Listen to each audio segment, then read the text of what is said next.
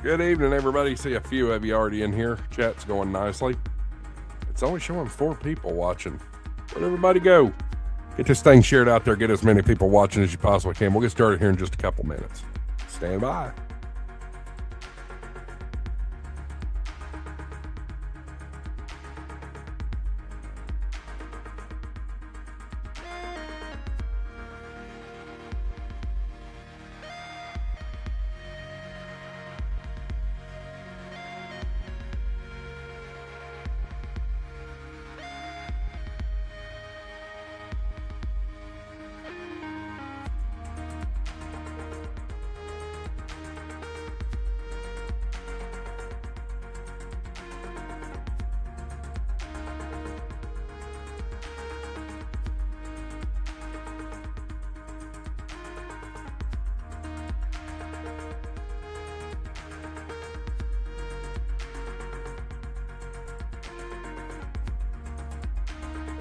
Everybody comes in.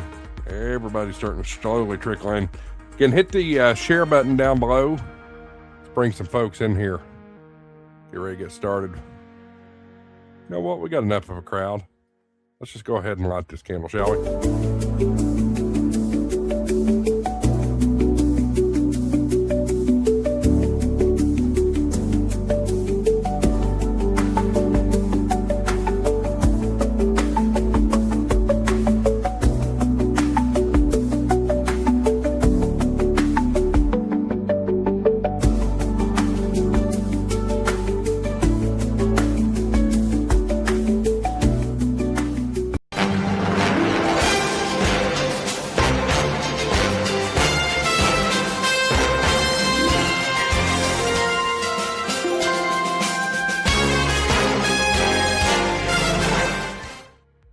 Good evening. Happy New Year to everybody. Welcome to HamShackTV Live. I'm your host, Josh, AA4WX. Make sure you go ahead and hit that like and subscribe button down below. Certainly helps the channel grow. If you ain't already a subscriber, why? I don't know how you got here, but I'm glad you are here. Hit that subscribe button. My camera is doing some interesting stuff tonight. It is actually tracking me. I've not gotten it to do that with the live streaming feature of it tonight before, but now it's working, so that's kind of cool. Looking pretty light tonight as far as a panelist thing goes, but you know what? That's fine. We'll make the best of it as we can. It is a holiday after all, so Happy New Year. Hope you had a great 2025 New Year's Eve. I know we had fun last night on Ham Radio 2.0's live stream. Big old bunch of us got in there. Of course, Jason, and we had Mike, and who else? Tim was in there, and Mesh Dave, and a whole bunch of guys. Of course, Tank was in there, and Ham Radio Wilderness Frank. Good show. It's a good show, and glad that Jason had me on. We had a good time last night. Getting ready for 2026, and indeed it is here. We got a lot of cool stuff coming up on the channel for 2026. We're going to talk about that tonight. But one of the big things that I do want to mention is, again, we've got the 2026 HamShackTV HamFest Tour. Once again, fueled by Ham Radio Prep and World Radio League. I cannot wait to get started on that. We start on that next month. Holy crap, y'all. About a month and a half, we'll be heading to Florida. Pulling the old, what is it, Julie called it, the dummy load, pulling it down to Florida and getting ready for Hamcation. Let's check on the chat, see who all we've got watching here. Cooley's in the house. Good to see you, Cooley. K8KAZ's in the house. Gary Graham's in the house. Let's see here. It's Dave. Dave's here. We'll see Dave here in a minute. Vaughn's in the house. Good to see you, Vaughn. You know where to find the link. You can come in here if you want to. Jason Evans, good to see you. Prep Ham Paul's in the house, of course. You're welcome to come on in here, too, if you want to, Prep Ham Paul. Let's see here. WCEB 86, or excuse me, WC. I can't talk, y'all. WECB 640. Good to see you here. W9EGL. Greetings from Robert in Montgomery, Alabama. Good to see y'all. By the way, Alabama, Robert, I didn't get to see the end of the game. Did Indiana beat you all? I know it wasn't looking good when I was watching about halftime. Frequency Frontiers in the house. Good to see you. Who else? Chris is in the house. And Marvin's in the house. Speaking of Marvin, let's bring in the regulars here, or at least a couple of the regulars so far. Marvin, you kind of look like you're just kind of in a spotlight there. I see it. I gotta get my ghost. I gotta get my ghost image figured out here for some reason. I'm not sure what's going on with that. So I'm trying to fix the camera now. Yeah. Hello, fellas. Josh, WEC B640. That's Hollywood. Hollywood. That's a lot of knowledge right there. Yeah. W9EGL says, I'm all Auburn, no clue on the Alabama game. It was not looking good. Did either of you see if Alabama pulled that one back out of the water or not? I didn't. I was out playing Poto most of the day. Let's take a look here. I did hear about it. Caught, the edge of it. It wasn't looking good when I looked at halftime. Yeah, when January 1st, when you can run around in a short sleeve shirt, you go outside and play outside. Ooh. My condolences to my friends down south. Oh my gosh. Not good. 38-3. What a blowout. They got handed it. Well, and what was crazy is on college game day before then, everybody picked Bama. All of them picked Bama. I don't know if anybody's going to beat Indiana the way they're playing right now. I don't either. They look like the perfect football team right now. To me, Oregon's the only one that's got a shot. Yeah, I could agree. I could agree with that. Let's see here. What else here? Frequency Frontier says, no, they lost bad. Yep. Yes, they did. Vaughn says, Poto Power is a few shy of 2,200 on YouTube. Thank y'all for your help. Yeah, y'all go subscribe to Poto Power. Make sure let's crank their numbers up a bit. Everybody talking about 2,200 and all this stuff, and I'm just measly at 190 now. We got to get you there. We got to get you. We'll get you there. Marvin's had a pretty big jump lately, I've seen. I have. I had a goal back in like October, like I'm at 250 or something, and I kind of had a big jump for some reason. And then the very end of the year, it was like, let's get me through, to 500. And it's like, we can do this before the end of December. And I'm at 571, I think, as of today. So I appreciate everyone watching, listening, that, my subscribers got up to where they were, and they jumped up really big, really quick for some reason. I don't know if it was just a couple of videos or a little pushing here and there, but I'm grateful for all of it, and very humbled by all of that. I was really surprised. So yeah, still got a little bit of a giveaway I want to do for 500. So yeah. Well, that's awesome. Yeah. With me, it's just doing more content, and I'm starting to do more content, and that's one of my goals for this year. It makes a difference. And then, I think Josh or somebody said not too long ago, is like, you don't have to do a lot of shorts, but I think shorts do make a little bit of a difference. So, they do. Yeah. Shorts is what reaches the outside world, outside of your realm. Yeah. So it's important. I think it's not your click-through rate, but whatever your swipe rate, that'll tell a lot of the story. I mean, on shorts, your swipe rate's going to be quite high. Yeah. But those that do watch, you typically can pull them in for a long-form video and get a subscription out of them. Yeah. And that's what I've noticed. I've actually gotten several of my shorts here lately, gotten 1 or 2 subscriptions off of each one. Yeah. Absolutely. Yep. Anyway, what's up, y'all? Did y'all have a good Christmas?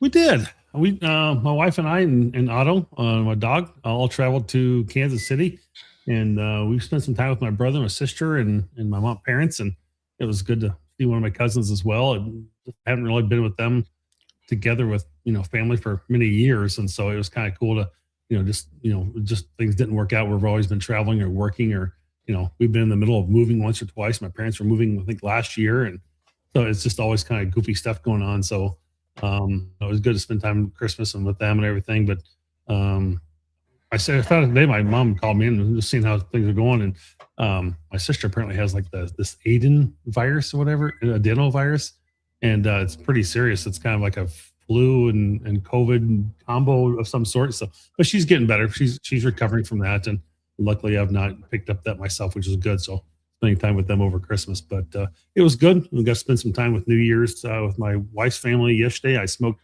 some chicken wings and some 2 racks of ribs, and they were very good. So it was fun time.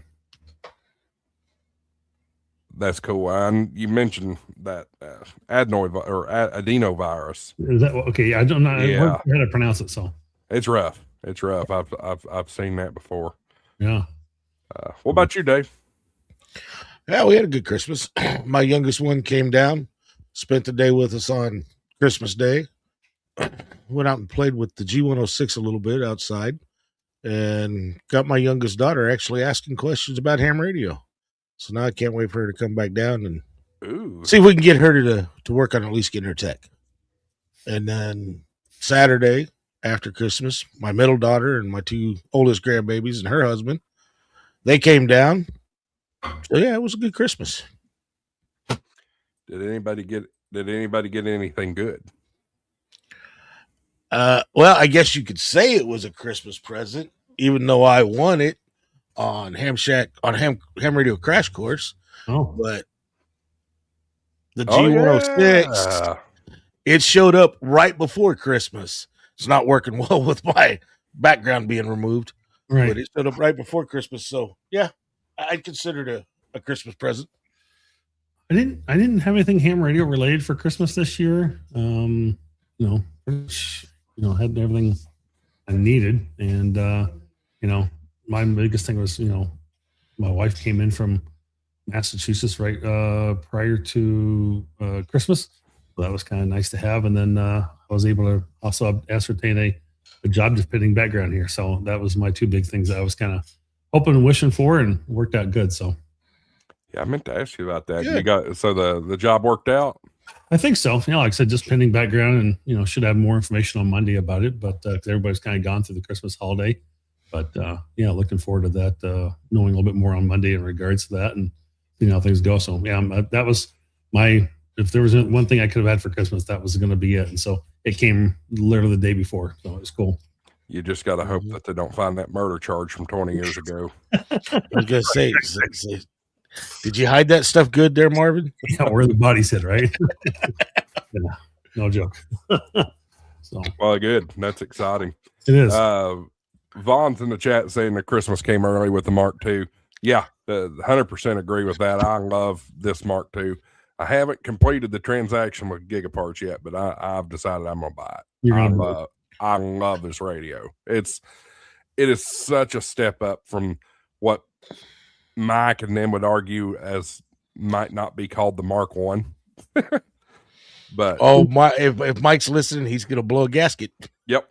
Come on in here, Mike. Have you done any remote operation with that radio yet? A lot.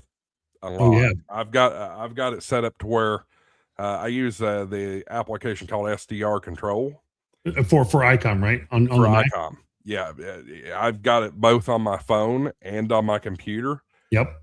And I haven't opened WSJTX since I've done this. Are you hunting POTA from your toilet? Not for my toilet, but I could if I wanted to. But no, I was sitting in my office at work a couple of weeks ago and sit there, just scrolled the bands and made FT8 from. So that's right, because Marcus has FT8 built into that program, just like he does for Flex. So yeah. I mean, I'll if I'm being completely honest and transparent about it, this application really it I've never operated Flex, so it's hard for me to say. Yep.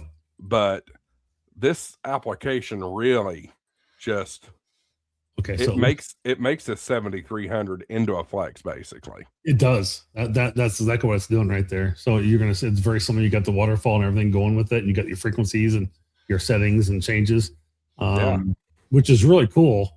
And that's really fun to have. Yeah, I was literally at my in-laws this afternoon, and I pulled out the radio, and one of my buddies came up on Ham Alert, and I literally pulled up my headset and put in the iPad and put in the frequency he was at, and I mean I made contact with him on my parents or my in-laws living room table or kitchen table, and they made a contact with him right there, remoting back into my station 5 miles across the as the eagle flies, and it was fun. So it's absolutely, yeah, and the internal modes that you can use on this particular application.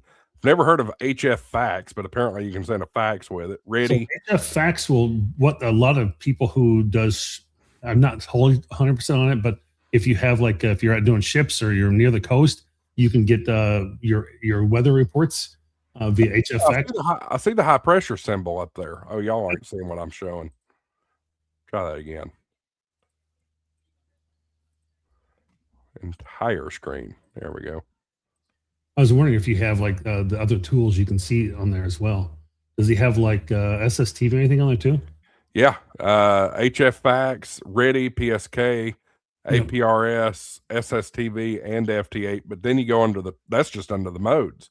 Right. You go into the tools and you've got MIDI controller, CTR2 controller. I mean, network CW keyer.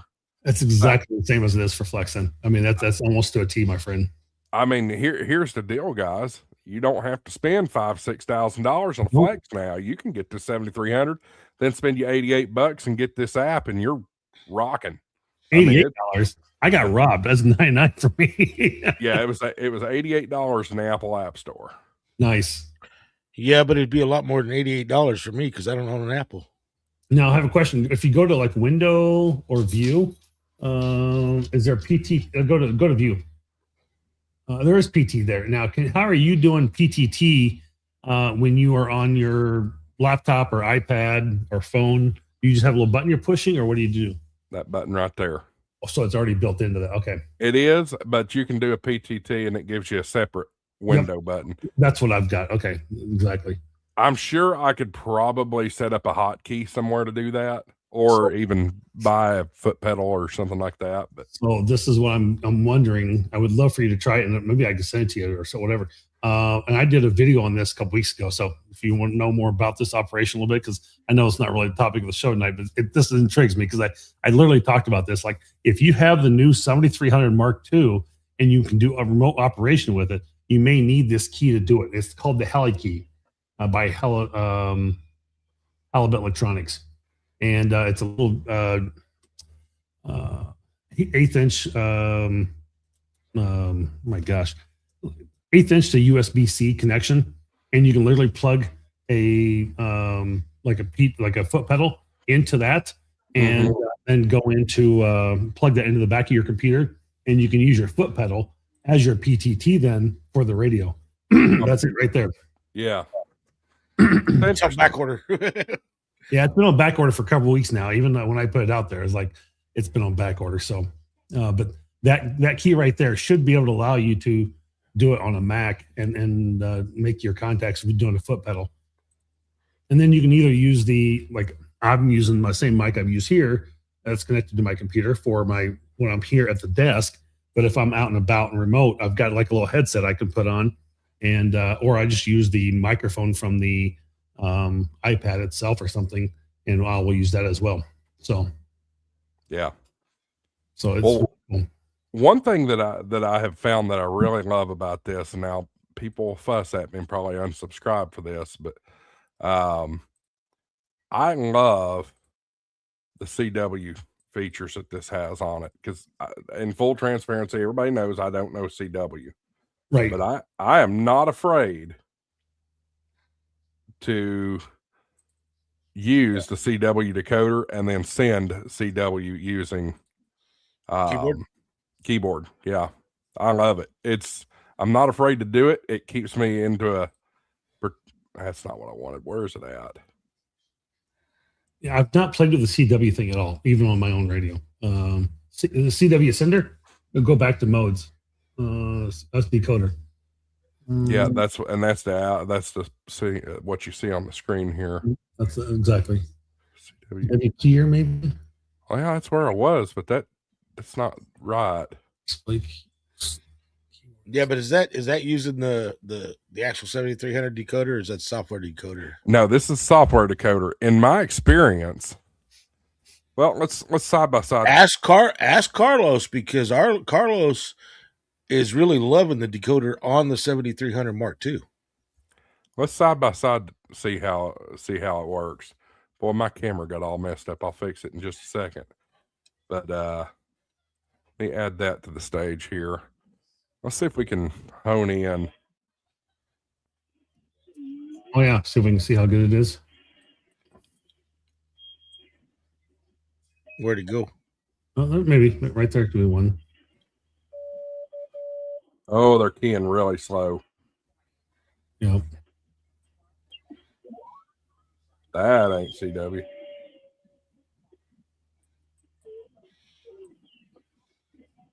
It might be CW. There's a lot of people out there that just do 5 words a There minute. you go. Should be something about right in there.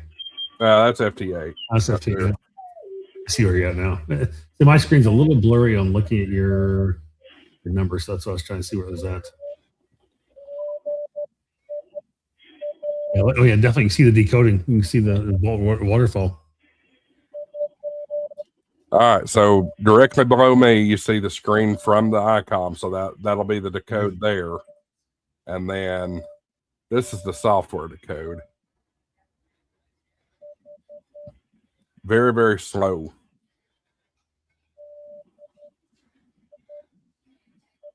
Let's see how accurate is one versus the other. It's a little bit of a weak signal too, I think. So, Mm-hmm. Yeah, that's one thing with the decoding that I've had to really hone in on is it's got to be a really strong signal. It really does. Well, and I think the slower signals actually hurt the decoders too. I'm trying to see if any of the letters match up a little bit. And, I mean, there's a few. I can't see what's on the software side. Yeah, it's a little blurry to me, but yeah. You think you maybe.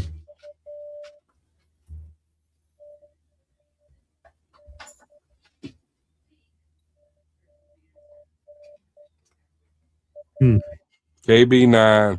Yeah, look at the CW decode on the screen, the software decode versus what's on the 7300 screen. Yeah, 7300 is much better than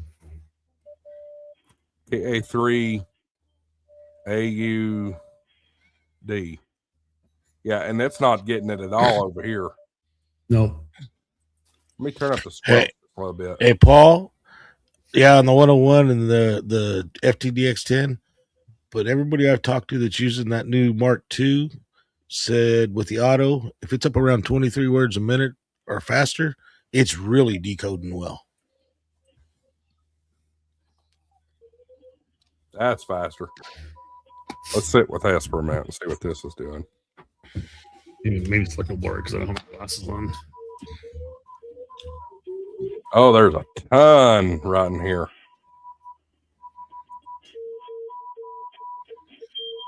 I got to narrow the bandwidth here. Oh yeah. You're off. I think you're off just a little bit too, but yeah.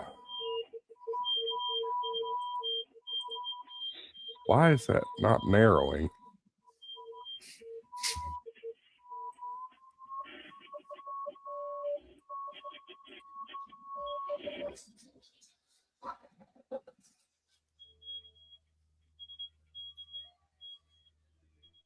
If I can come down here. There you go. There we go.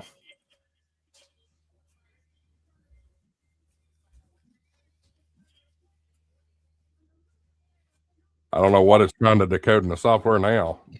Yeah, I don't know. It looks weird. But you look at the 7300, and sorry it cuts it off, y'all. That's just the way StreamYard works. CQ, straight key, MDE, K3Y, stroke 3. Why do you need to be K3Y stroke 3 if you're already in 3? Who knows? Interesting. I mean, it confirms that the decoder in the 7300 is night and day better. Oh yeah, for sure. Yeah, like I said, I have not played with the decoder much on my remote setup at all. So Yeah, it's not been one of those tools I've just played with because I'm just not.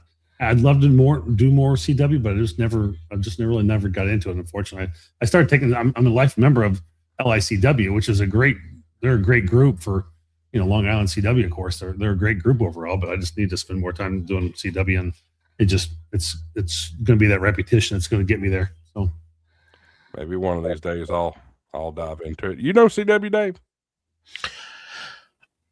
Not like I used to. I was actually, when I first got my license, I was up to almost 13 words a minute, but wow. I stopped using it. And I'm sorry, you stopped using it. You got to go back. I'll have to go back and teach myself. But that's one of my goals for this year. First is to get my extra.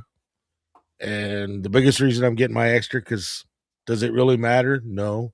I'm tired of worrying about where I'm at in the band. Yes. That's what made me. So my story is that when I bought my first HF rig back in 2023, I kept getting popped. Like somebody'd yell at me for being out of band, and it would be completely accident. And I said, forget this. I'm just going to go get the extra and be done with it. And then nobody can yell at me anymore. So a couple of weeks later, it was over with. Yeah, well, that's like I was on Ham Radio Venture Guys live stream on Wednesday. Everybody come on that's got a goal, and that was my goal. And of course, now I've got to get it, or I'll never hear the end of it from Dan. But it's like Dan said, if you're a POTA guy, which I am, he goes, as soon as you get your extra, you have to go out and do an activation in the extra band only. Mm-hmm. Oh, it's doable. Yeah, absolutely. Oh, it's very much doable. That's just like when the bunch of the Texas guys were out last Saturday. Old Shane, when they were doing it, I think it was 15 meters. They set up there because they couldn't get any place. So they set up in 15 meters, went down into the extra portion, and then they got a text from somebody saying, "Hey, why don't you come up in the general portion of the band so we can make a contact?" And it's like Shane said, he goes, when you're an extra, you don't even realize you're down there in that part of the band.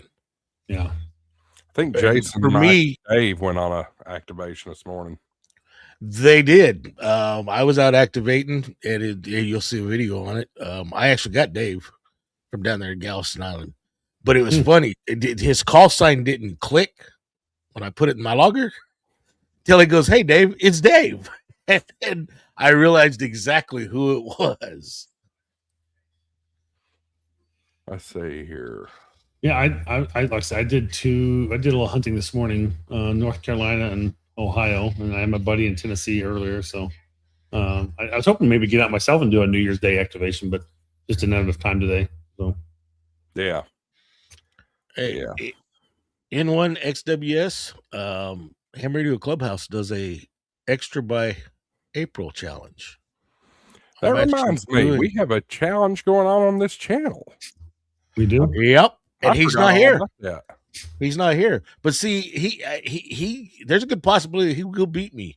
I mean, I got a regular job, and he says he's got a regular job, but then he's out doing POTAs at 12 o'clock during the week. And then every Monday, 2 o'clock in the afternoon, he's doing live streams. Right. Well, and then, but not only that, you've got Andy too. That's what I was talking about. Is Andy? Oh, I thought you were talking about Michael. No, I've been giving him crap. We'll see if he actually follows through on it. But the funny thing is, when me and Dan were talking the other night on the stream, we both got our license about the same time. We both got our general about the same time, and then he went right on and got his extra. But both of us, it was 27, 28 years that we were technicians. Wow. Yeah, I think I was probably like close to 20-some years myself. Well, and it's like me and Dan talked about when I got mine, technician no code, you did not get HF, period. Right. The only way you got any of the 10 meter sliver was you had to be a tech plus, which means you had to do 5 words a minute like the novice. Yep. That's why I was just going to go right past 5 words a minute and go to 13 and take my general test. Of course, family got in the way. Family's more important, but I also ran into the sad hams that I go after to shut down nowadays. Because when I started hearing, oh, you're not a real ham, you didn't do your code. I told one guy, I said, well, yeah, I didn't do it to get my license, but I'm up to almost 13 words. Nope, you're still not a real ham because you came into the hobby without your code. That just kind of drove me away. So now when I hear those kind of guys, I just lay into them because they're not going to do to the new hams coming into this hobby what was done to me. Right. Yeah.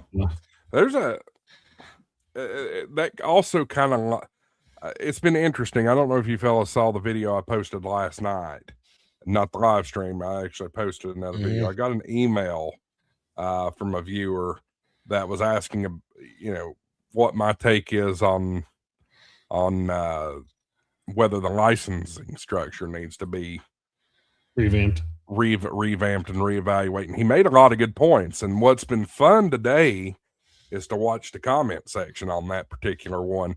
Yeah, there's been a couple of hateful asses that I just deleted their comments anyway, and I made it very clear in that video too. Don't say get rid of tests because it's not going to happen. And we have to have a test in place. Yes, I mean we've got other bands that you don't have to test. I still think that there should be testing for ham radio. Yeah. Do I think some of the stuff like in the extra test, do I think it still needs to be in there? It don't even apply nowadays. Sure. Yeah, and to some of what his points were, Ben, it was Ben that emailed. Thanks for the email, Ben, if you're watching. But there's certain things in the technician test that are not necessary, I think. Absolutely. I mean, we need to be competitive with GMRS. Maybe that's not the right mindset to have competition with GMRS, but to be competitive with it, we've got to simplify the entry into the hobby, I think. Do we need to know satellite orbital patterns to really have a technician license and to operate efficiently? No. Or safely, for that matter. I think the technician test should all be about safety, laws, and general operating. That's my philosophy. What do y'all think?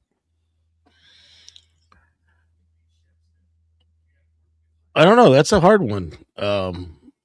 I can see your point, but also I can see, because my biggest thing telling guys when they want to get their license, they're worried about, well, I got to know.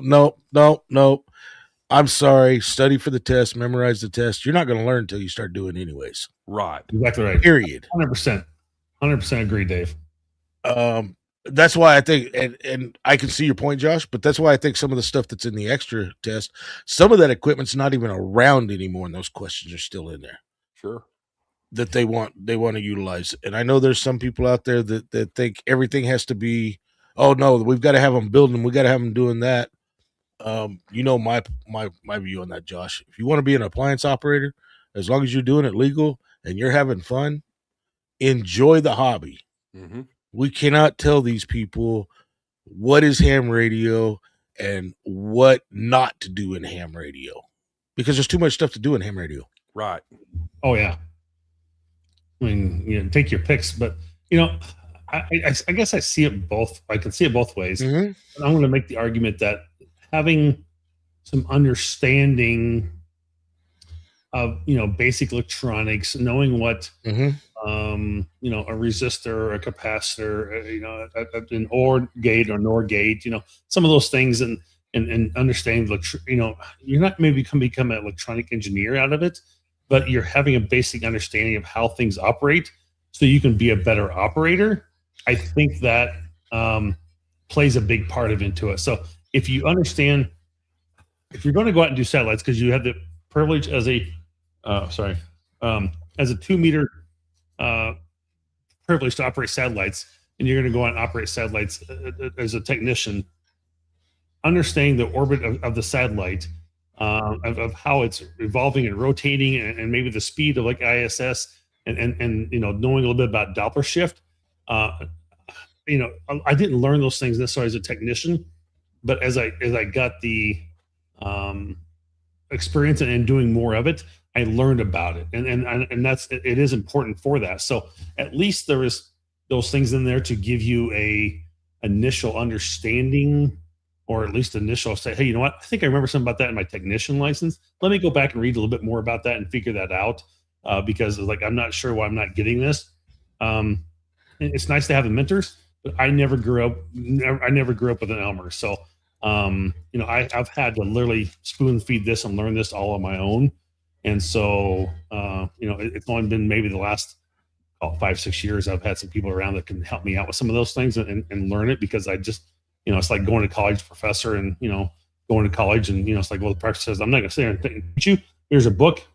I'll give you a test once a week and you figure it out and learn it yourself. Well, you don't really learn that way, So I think it is good to have some of those things in there, because it gives you a basic understanding of how it's supposed to be, or what you should know, to help be a better operator of doing satellite operation or HF operation, whatever you're, if you have a problem with your radio, well, why is this happening? It's because, you're trying to understand power and you need 12 volt knowledge, of why you're not getting power to something. I think some of those things are important to know. Oh, I can agree with that, Marvin, but not everybody, like you said, is an electrical engineer. Right. That's just like Colin. Colin's got a comment in there. A lot in the USA don't learn. Post that up. Don't learn. They just remember the correct answers. 100%. Colin, and I agree with that. But some people, they need to learn as they start doing it. Well, if you're taking the test, you can't do it until you take your test. So what are you supposed to do? That's a catch-22. Mm-hmm. I mean, if we're going to make it to where they have to know exactly what they're doing before they take their test, then we're going to kill this hobby, because all you're going to get is engineers coming into the hobby. Yeah, you're not wrong. I like what you're saying there, and it's interesting. It's interesting because, I mean, you go back to K8, KAZ. I see GMRS as the first step of an amateur radio license. It's an easy gateway. And it is a gateway. Yep. Most people that are GMRS people are also ham people. We know that. But I'm not saying we need somebody to pay to play. Definitely not. There needs to be some sort of a knowledge base there. I knew Tim was going to come up with that. I have some triggering comments. Go ahead. Hey, Tim, join the stream. You know where the link is, I think. You should. W9GPL. I like what he wrote. As an aviation, it's a license to learn. Absolutely. Mm-hmm. And that's exactly what I think you have to license to learn is what we get here. So I think we're very similar in that nature. Yeah, well, that's like the statement about GMRS being a gateway. When I got mine, CB was a gateway to ham radio. Yeah, sure. I knew a lot about electronics.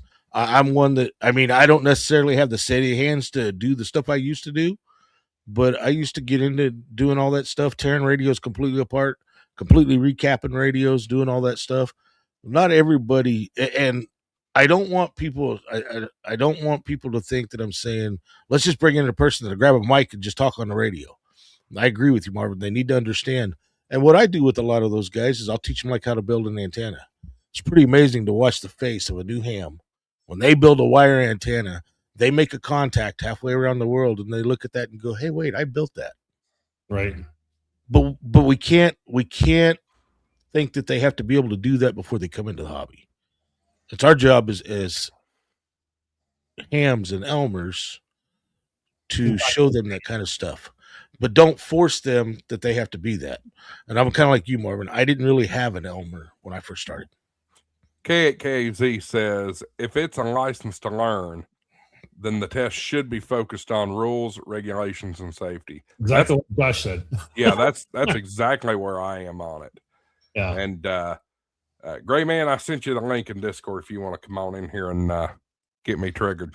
Maybe we'll have a good old fashioned smackdown debate here tonight. Well, yeah, it was kind of and these resolutions, but this is good stuff. I like it. Yeah.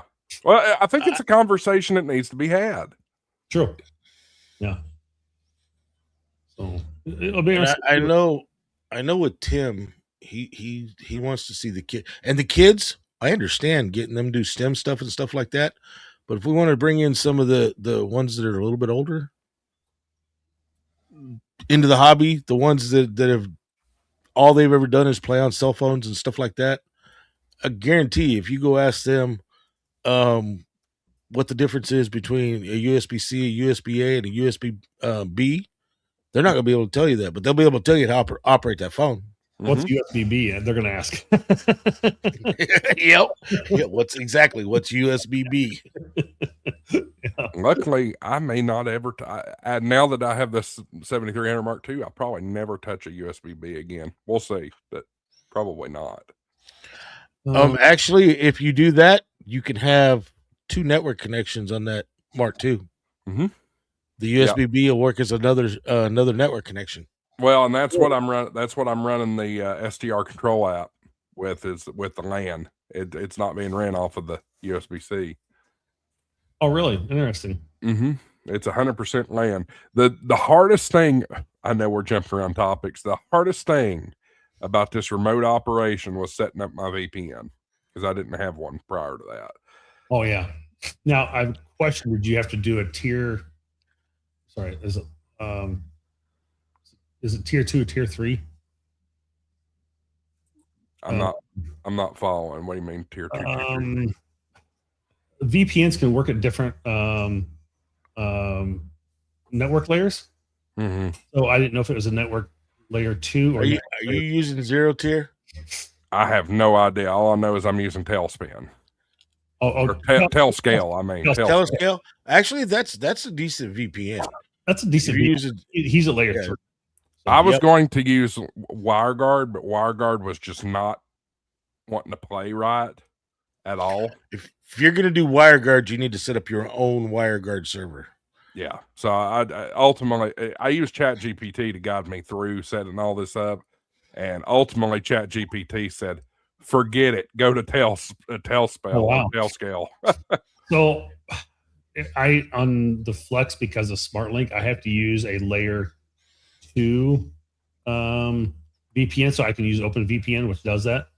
So it gets me there. But yeah, a VPN to, like, I'm gonna have to. I got to get my router set back up, because my router failed the other day. I pulled the power on it for a moment, and it completely lost its settings and went into a boot loop. And I use PF Census.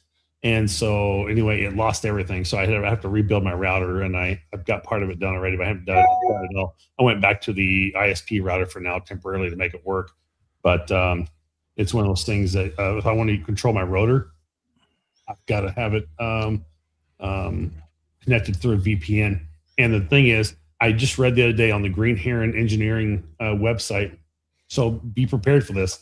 I don't know, you may not have a rotor yet, but for people who are using like SDR control or flex radios, the RT21 from Green Heron Engineering, Marcus apparently is going to add support for that rotor controller into the software. So I'm sure it'll come over to the ICOM side as well. So he's going to be adding that support very soon. So it'll be it's using a TCP protocol. So it's pretty simple, but that will be fun to have that in there. So it's going to be super exciting when it happens.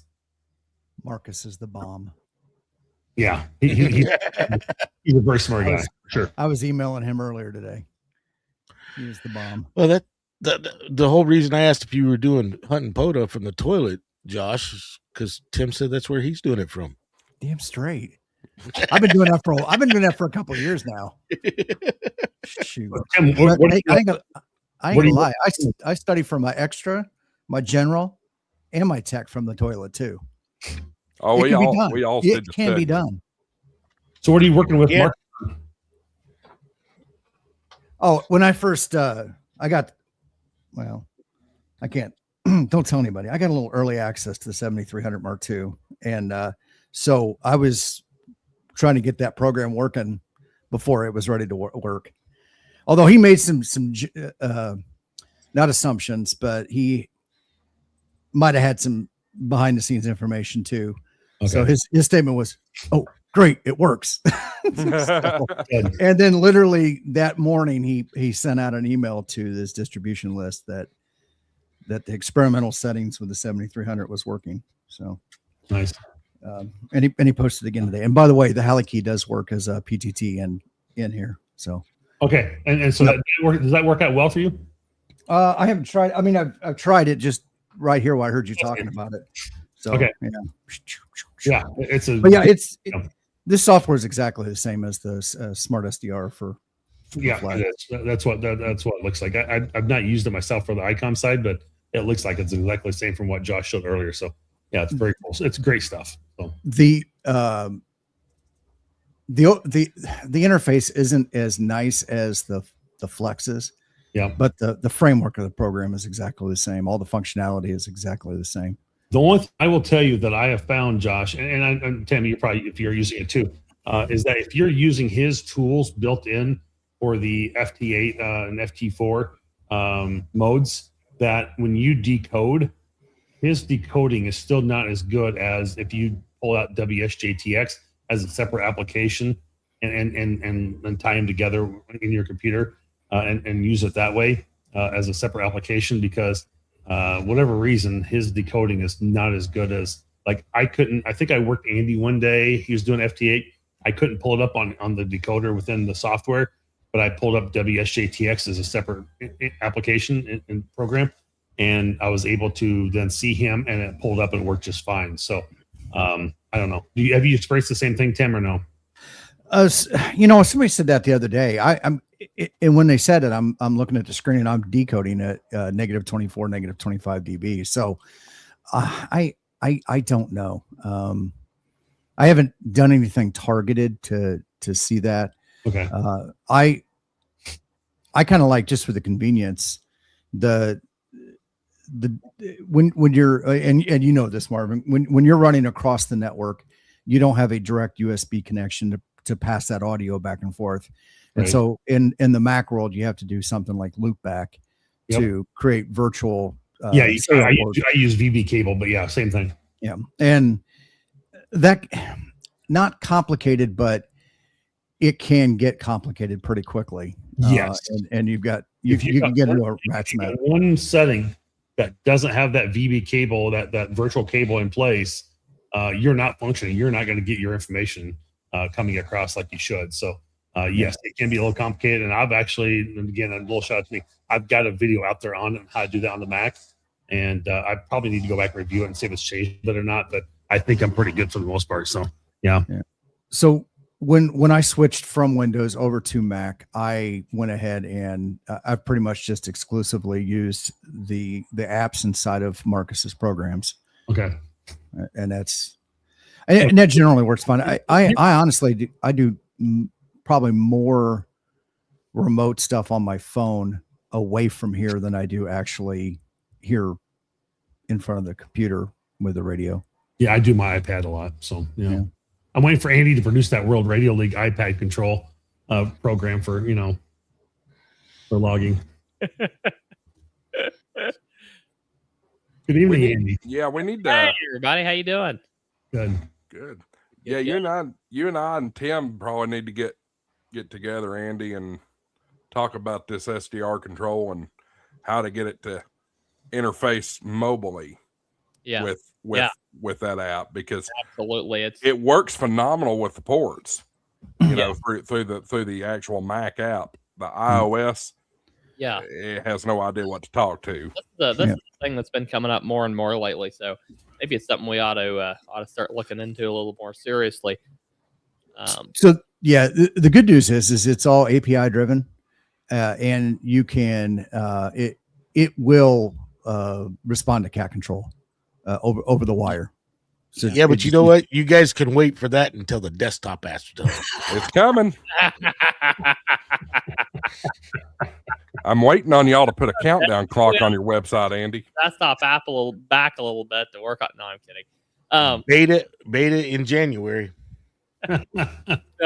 Oh, you didn't hear the recent news, Dave? It got delayed a little bit. That's not what James said Monday night. Well, Dave, I got a fully working copy. Andy sent me one the other Yeah. day. He did. He said, just don't tell Sure. Dave about it. He said, don't tell Dave. I told you yesterday your check's in the mail and to keep quiet. No, well, hadn't gotten here yet. Buzz From the Valley post Beef. office. Buzz Valley Beef Farm says could have used that desktop app. Couldn't we have all? Yes. I agree. I agree. Yeah. I kept having issues with the internet and the website. You guys were talking about using Loopback and similar programs for routing audio. I used to use it for routing audio between my mic and my radio through the computer, so I could tweak some, kind of tweak some of the audio settings and what have you. But I finally fixed that once and for all, and Nice. this control board here, so that Look at handles you. all the routing for me now. So I'm, Who makes that one? that is Mackie. It's a DLZ Creator XS. Give Okay. us a good look at it there. I bet you full there. Yeah, here it's a little bit difficult because it's over on the other side of the. Nice. I like that one. Yeah, That's got like a real Black Magic feel to it, like Black Magic design stuff. I like the Oh, looks yeah. of that. When I say it almost looks like the Roadcaster, to be honest. yeah. It's their direct, basically their direct competitor to the Roadcaster Duo. I kind of like that. I got a Pro FX. I've got a audio console here. Yeah, I could It's show not a- you how the pads work, but you'll start hearing the World Radio League show theme. So we'll save that for another day. Yeah, you guys And always it's got gonna these funny and these it's- fancy streaming stuff. I'm just using an old analog mixer, so I can Well, use the mine's- same mic into my radio and same Hey. into the But stream. yeah, this thing's got Mine's a analog. EQ built into it, so I can dial in my mic audio, and it's really, really fun. I just got it, so I'm learning how it all works, but it's really, really cool and fun to use. So Yeah, I love my Roadcaster. It's the greatest one I've ever had. which one do you have? Do you have the Pro 2 or do you have the Duo? I have the Pro 2. Oh, you have the Pro. Wow. Yeah. So Cool. Yeah, this one they traded the faders for screen space. So you've got a bigger quite a bit bigger screen, yeah, but knobs instead of faders. So Yeah. I like faders, but knobs are really all I need for my setup. So, Yeah. and I like I with what I needed to do with it. After all the research I did, this seemed to be the best option. So. yeah. KZ said I got a Roadcaster Pro 2. I was like, yeah, it's the bomb. It's one of the best ones I've ever had. I had a PreSonus before that, and I just couldn't get to work with the Mac the way it should have been. She's got Vaughn, and he takes care of it all. There you go. And then I had another analog version before that, and like, Yeah, PreSonus is a Because, top. Julie, we all know you're out there pushing Vaughn's buttons. So, no, I'm kidding. Wow. You know, I looked at those, Tim. I just can't. I don't have the money to spend on those right now. Well, I mean, I have just a standard. It's a Pro FX 12, so it's a 12 channel analog console. I Greg, right? K6EGG, Greg. Mhm. So he's a professional broadcast audio engineer. I did live sound production for many, many years, and I was in it as digital technology was starting to come into it. I hate digital audio. Absolutely hate it with a passion. So I will stay analog all day long. Other forms of digital stuff I'm all about, but audio I'll take an analog console all day long. Although I like that thing that Andy's got, and I'm going to take a look at that real quick. Yeah, well, I'll tell you what, Tim. Back in the '80s, when I was in the bands and working shows and stuff, Yeah. I'm kind of like you. I had a digital mixer, and I was kind of glad that it blew up on me. So instead of fixing it, I've already torn it apart. I could have fixed it, but I decided to go back to analog because the control and the sound to me is it's cleaner and it sounds more natural. I will take off-board processing any day. They're in these modern consoles, they shove so much stuff in there, and I don't want to deal with pages. I want to look down, and I mixed concert venues, 96 channels. Midas Heritage consoles, although Midas is owned by what's that other Behringer now. which- Behringer, Behringer. yeah. Yep. Just shoot myself in the head with that one. Nothing. I mean, you're talking Kmart, buying Bloomingdale or something there. Yep. I don't know how that happened, but yes, but that's what I'm used to is like at least a 48, at a minimum 48, but 96 channel consoles. And Wow. I want to have a stack of processing. I don't want to deal with pages. I don't want to deal with 10,000 effects crammed into a little screen when you're trying to put a show together. Mhm. You need to be able to react on the fly and quickly, and not sit there fumbling through pages trying to find something. Yep, I agree. Well, that's just like he said.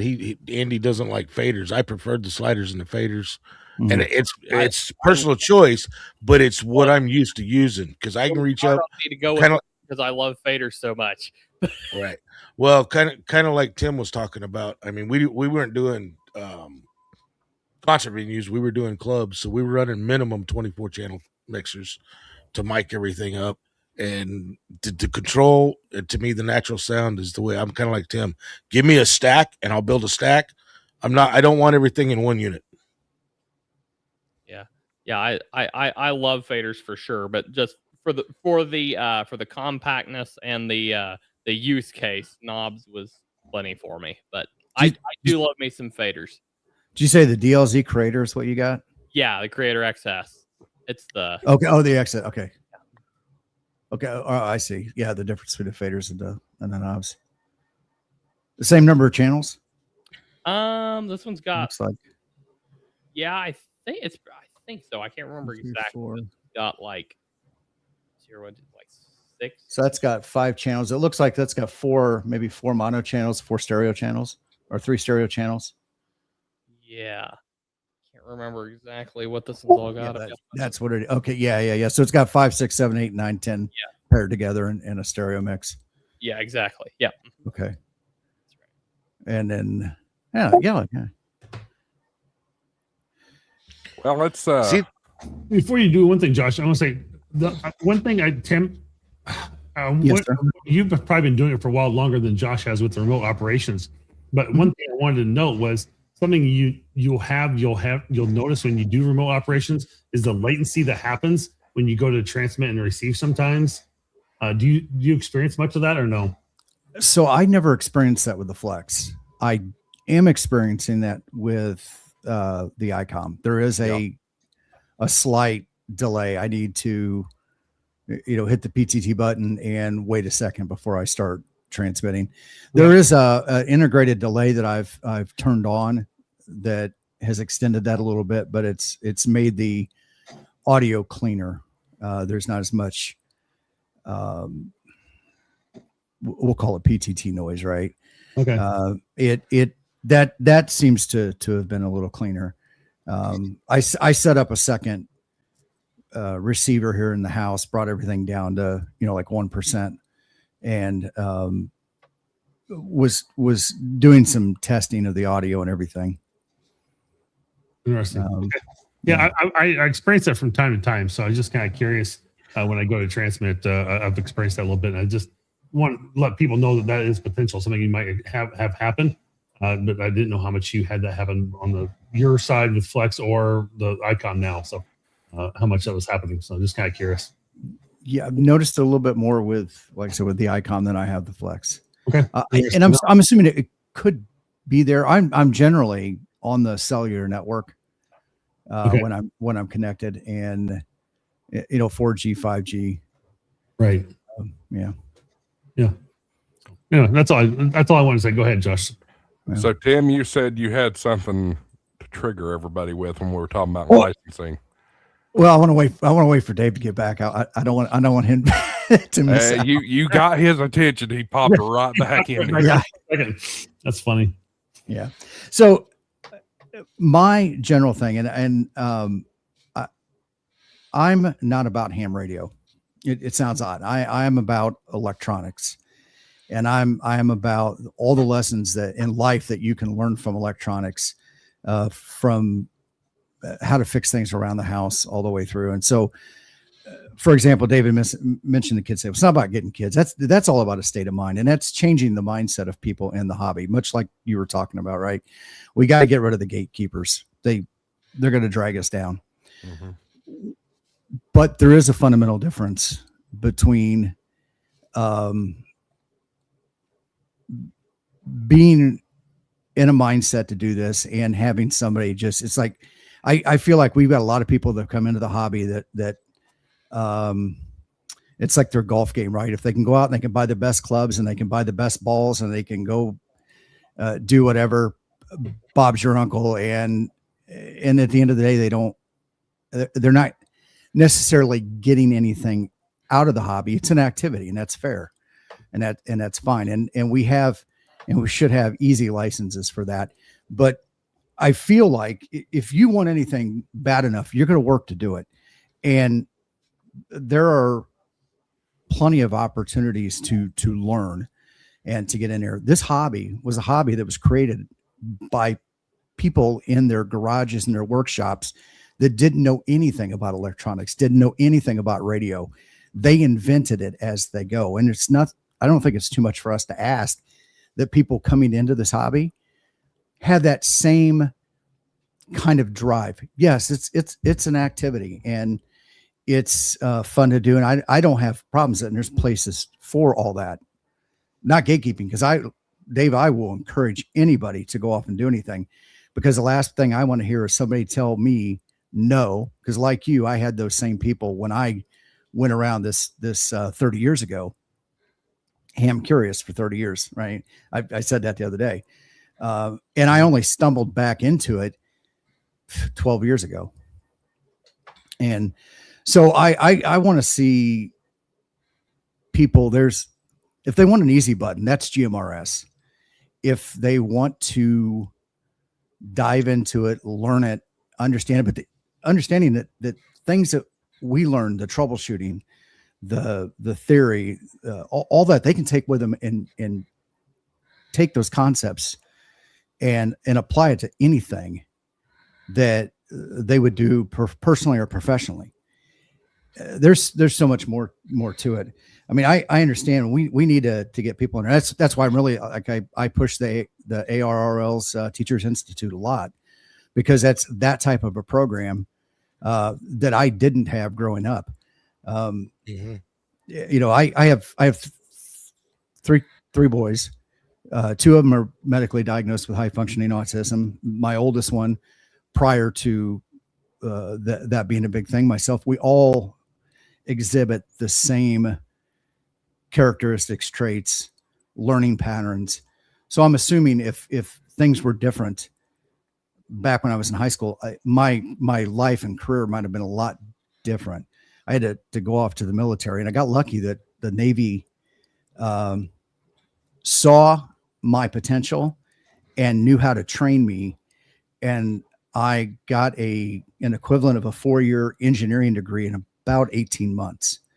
And that has carried me very well throughout my career, but not everybody gets those opportunities, those lucky things. But it's everything that we do in amateur radio that I learned. It was all stuff that I was curious in when I was younger, but didn't have the ability, because I had some old fart at the VFW telling me you can't do amateur radio because you got to learn Morse code. Stuff like that. Or to like you said. Well, so and to me, that's not triggering, Tim. You're right. But the way a lot of people come off, and I want to help people learn, but I'm not going to tell them they have to do this when they come into the hobby. Mm-hmm. Because then you wind up it even though your intentions might be good, you wind up sounding like a gatekeeper. I hear you, and I'm willing to help. I will go to the ends of the earth to help anybody, as long as they're willing to help themselves. And they have to show that they're willing to help themselves. Yep. And I'm sorry if you got to study to take a 35 question test to say that you're willing to help yourself. Okay. Oh, I agree with that. That's why I don't think the test should go away. Period. No. I think our test should be maybe changed. I agree with that.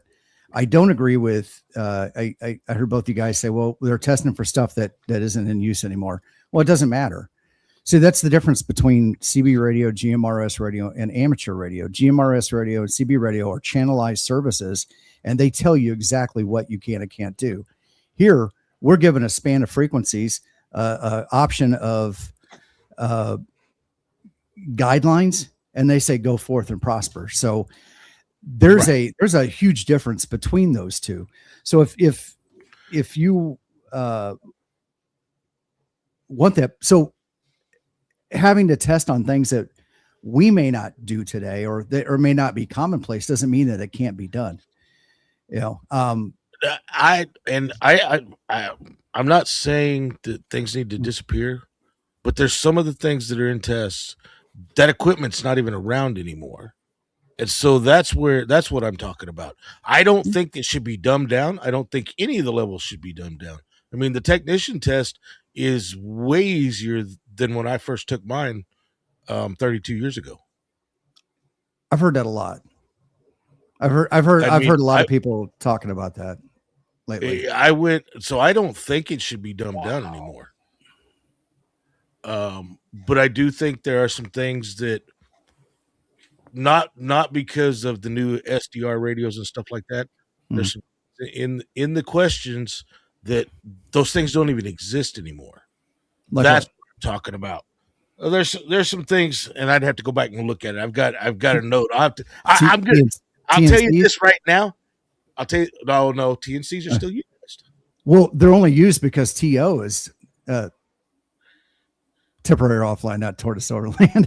TO has done a whole video series on people, doing 1980s teletypes over the radio again, instead of trying to figure out how we could shove more data down now that they've lifted up the baud rate. Oh, I agree with that. And I mean, stuff like that's still around. So the best way I'll have you the list before more. I guarantee it, Tim. Okay. I don't want people thinking that this hobby is not about exploring, testing things, and doing things. What I don't want to hear people telling it, because there's a lot of them still out there, and there's a lot of new guys coming into the hobby. They're telling them basically you need to become an electrical engineer to keep doing this hobby. That's my problem. It's the gatekeeping. You know what? This is a great segue to this. Is that we have somebody on the channel here that has Ham Radio Prep that gives you a great way to get into the hobby using Ham Radio Prep, and Josh will be happy to give you all those codes. And also, Andy, I think you have some information on the World Radio League you want to share with us, because you got to go. Looks like so. Yeah, I gotta drop here in a couple minutes. Thanks for popping over to me real quick. I want to just tag on to the conversation there just real quick. I think the lowered barrier to entry has been great for the hobby, because for one thing, I don't think you need to know Morse code, and this may be controversial to some people. I don't think you need to know Morse code to have an electrical engineer's mindset and be oriented towards being able to advance technology, learn new things, dive deeper into the hobby. I don't think you need to know Morse code to do that.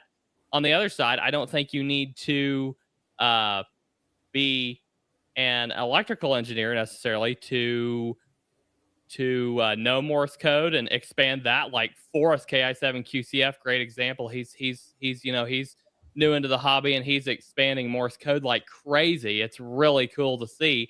And you don't need either of those things to advance the digital mode side of things, to have that sort of a mindset. So I really think we're a very cobbled together group of people that are all interested in different aspects of the hobby, some of us more than others, but to all of us, it is a hobby, and to all of us, I think we're all interested in our own corner. And as everybody is kind of pushing on their own corner, it's it tends to grow and expand and develop in really cool new ways. Now, that may not no people might not agree with me there, but I feel like you don't have to have all of one trait to have a whole lot of another. So I think it's I really think it's all about using our strengths to advance our part of the hobby. Now, yes, I do have. I'll let you guys get back to talking about that in just a second. But I do have a couple updates for you on World Radio League. Comma separated logging is now live and in production. So go log all the comma separated contacts you want. Really fun. So that one is live. We've got a couple things in testing right now, and they're slipping my mind while now that I'm up on screen. Give me just a second. When you say comma separated logging, you mean like call sign, comma? Yeah, That's I not did- what I did that tonight. It worked perfect. Yeah. Okay, because I tried working that. in mine. I tried that. Well, you need a refresh, Dave. It's working great. It's a really cool feature to use. it really is. I tried that the other day, not thinking about it, because I'm for the Dave last looks year or so, salty. I've been using Polo, so I just out of habit click, and I'm like, what? So I just saved the mess and then went back and we just released it, so it's out the door now. That one's live. Awesome. We've got so we'll be working on the Winter Field Day. That's like the next thing on our list is Winter Field Day 2026. We're going to be working closely with Marvin and his team over there at Winter Field Day to get that all sorted out. We're in the final testing stages of adding of importing confirmations from like QRZ, LOTW, so you can import those confirmations into your World Radio League contacts. We've got this little feature where we are adding a lock button to the mode, so you can just toggle that on if you don't want the mode to follow your frequency based off of the US band plan. Say you're in a different region or something and you don't use our same band plan, so the modes don't correspond to the frequencies quite the same. You just lock your mode to whatever you want it set to. And our all contacts map. So this is literally, it's like if you've used QSO Manager, you're going to have like those filters, but for a map of all of your contacts, and you can filter that map down to show a specific subset of your contacts. In that beautiful map graphical view there, it's really, really awesome. So we've got several more things in the works, but those just a top few right there, right quick. And those one that's out, several that are getting ready to come out, and we go live every Monday at 2 Central. Myself at the World Radio League show on the World Radio League YouTube channel. And lately, Catalina's been coming along quite regularly. James has been on really regularly. It's a ton of fun, so go check us out over there. On the Ham Radio Prep side, kind of World Radio League too, we're launching the Parks on the Air course. So, the video series on YouTube. So go look at those Parks on the Air videos. There's a couple of them out now. There'll be several more to come, and this is a huge team effort.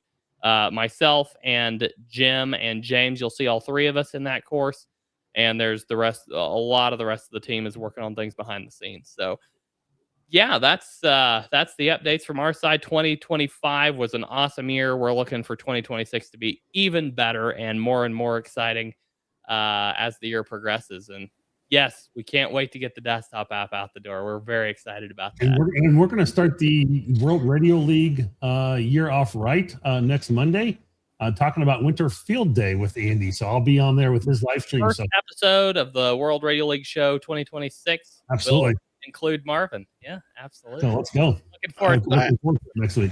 If any of y'all have any questions for me, throw it at me, and then I got to dip out of here. I got a quick question, Andy. Go for it. Is the comma separated logging supposed to be working in the web page? Web app, mobile app. Yep. Yes. It did not brought up work the in the page. web app today for me. I brought it up. I brought mine up on the web app for January 1st. These 4 contacts right here were comma separated. This was Julian Vaughn's POTA, and all I did is I went over and typed them in and rock and rolled. Pop a couple call signs in there with a comma between them. You'll see it looks up the first one. He puts a comma in, and it closes the lookup, and then he'll put the second one in, and it'll look that one up. I did that, and it would not. It was doing the lookup, but it would not log them.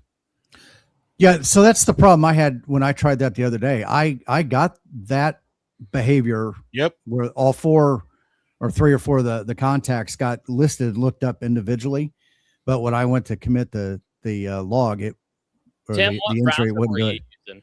I use Chrome Dave, how on about Mac. you? I'm using Brave, which is a Chromium-based browser. Hit log on that if you don't mind, Michael. Yeah, I can do that. Watch this. Boom.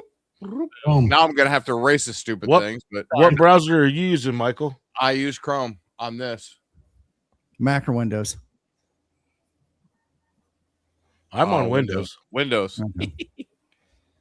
Yeah, it's been working beautifully. I've done it several times today. So Yeah. Well, I had made the comment to Brad about it, and Brad told me, Andy, that there was a bug they knew about. So I don't know if that's been fixed or not. I wasn't using the mobile app today. Okay, I haven't heard that there's a bug that we know about. So if you have, try it again, Dave. If you have any issues, DM me on Discord. Same with you, Tim. Are you in our Discord, Tim? I'm not sure. I'll drop an invite here right quick to the main chat. If you want to join the Discord, just DM me if you're still having the issue. Okay. Yeah. I like your map with the little whole stars. retro stars look. You like that? I feel like we're in the 70s Yeah, you all of a sudden. You can customize now. A lot more customization. Bomb chicka wow wow. And it's getting ready to get better. We're expanding the map key on the map share. So What made you think of that lick? What was that? What made you think of that lick?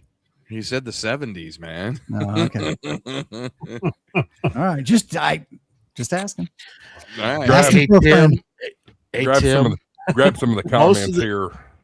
Most of the panel probably doesn't know because they're not old enough to know about the 70s. beta. Yeah, that's right. This is Actually, this is a feature. This is hilarious. This is a coming feature, by the way. true. We're gonna Holy have sound effects. Holy Sound City effects? Mike Echo says beta a feature to partner with Uber to send drivers out on remote contacts or harass them for confirmation. Now, this is a feature. Let me clarify. This is a feature. Now, Uber did not sign the contract, so he had to go with email instead. So, but you will be able to send email requests for confirmations here very soon. Nice. Okay, Pota Power has a question. Who wants to read it? No. If we Oh, change the map on the webpage, will it automatically change the no, mobile not app? currently. But we will have a feature come out very soon that allows for customization on the mobile app as well. And yeah, it should sync. DoorDash confirmation. Hey, that would actually, we need that, Andy. That way, when we're out at a Poda Park, we can just get some lunch brought to us. DoorDash, right through WRL. That'd be awesome. Hey, I want a pizza delivered to this park. Yeah, it's like your DoorDash driver calls you. Where are you at? Oh, I'm at US 10215. Just look for the antenna. No doubt. Look for the goobers on the picnic table. So much for giving me the floor there for a couple minutes. Great to see all of you.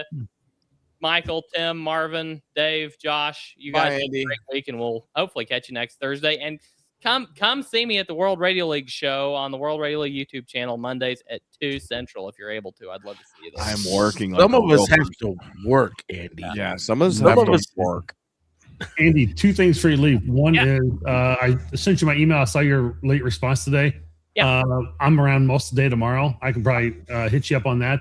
Okay. And then just let me know about Monday. So I'm good to go. So just Awesome. Yes. Yeah. We'll I'll talk to you later about Monday, but yeah, absolutely. We're good to go on that. And just one thing before I leave, you sound like on your microphone, it almost sounds like common mode current. You got a buzz the whole time you're talking. I don't know what that's coming from. But Yeah, there's definitely a gate of some sort. It's just hot. That's all. Yeah. hopefully it's a little better. Maybe I don't know. Nope. I don't hear it. You guys hear things. It's a very, very low buzz. It's just a low buzz. buzz. It's only while you're talking. It's in sync with your voice. The buzz on the Are you hearing it, Tim? Or are we just too deaf? Not sure. Yeah, I don't hear it. I'm deaf. It's not It's that big of a deal. it's definitely being gated out. Yeah. 7-3, everybody. Have a great evening. Bye, See you, Andy. Happy New Year. Bye, Andy. Happy New Year. All right. Where did we leave off? I forgot about that. I don't know. Hello, peoples. talking Yeah. about triggering comments, and I actually thought it was a pretty good conversation. I It think me and was. Tim are on the same page. I think I just came across, didn't completely explain what I was talking about.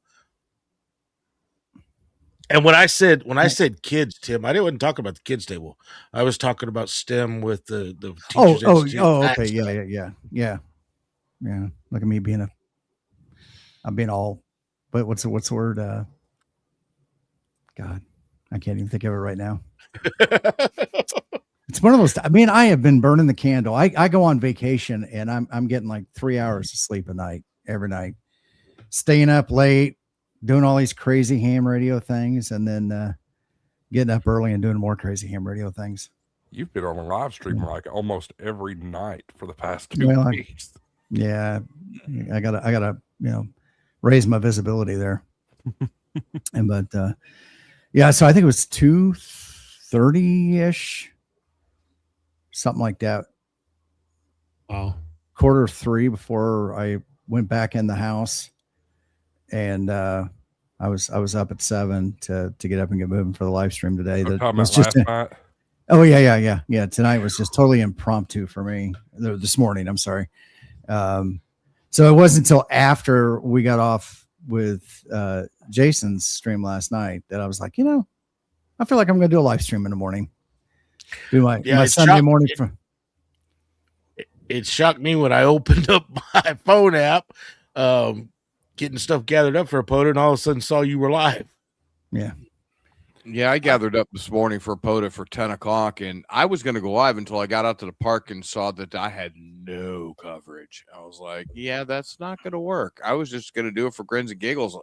And then I get home and everybody's on Prep and Paul and PRK, and I was like, damn it. I think New Year's Day from here out, it was just going to be POTA Day because everybody is out there. Yeah, pretty much. National POTA Day for sure. I mean, you should have seen the parks on the area after today. It was just packed with people, stacked. Activating, so it was and the bands. I mean, my buddy, he called me later after he got out in the air, and I made contact with him in Tennessee, and he goes, I had a hard time finding a place to park. He goes, it was just so busy with people in the air, it was hard to find an open spot. Oh yeah, it was insane. I got out early enough that I was able to find a spot, and I stayed that one spot down there today.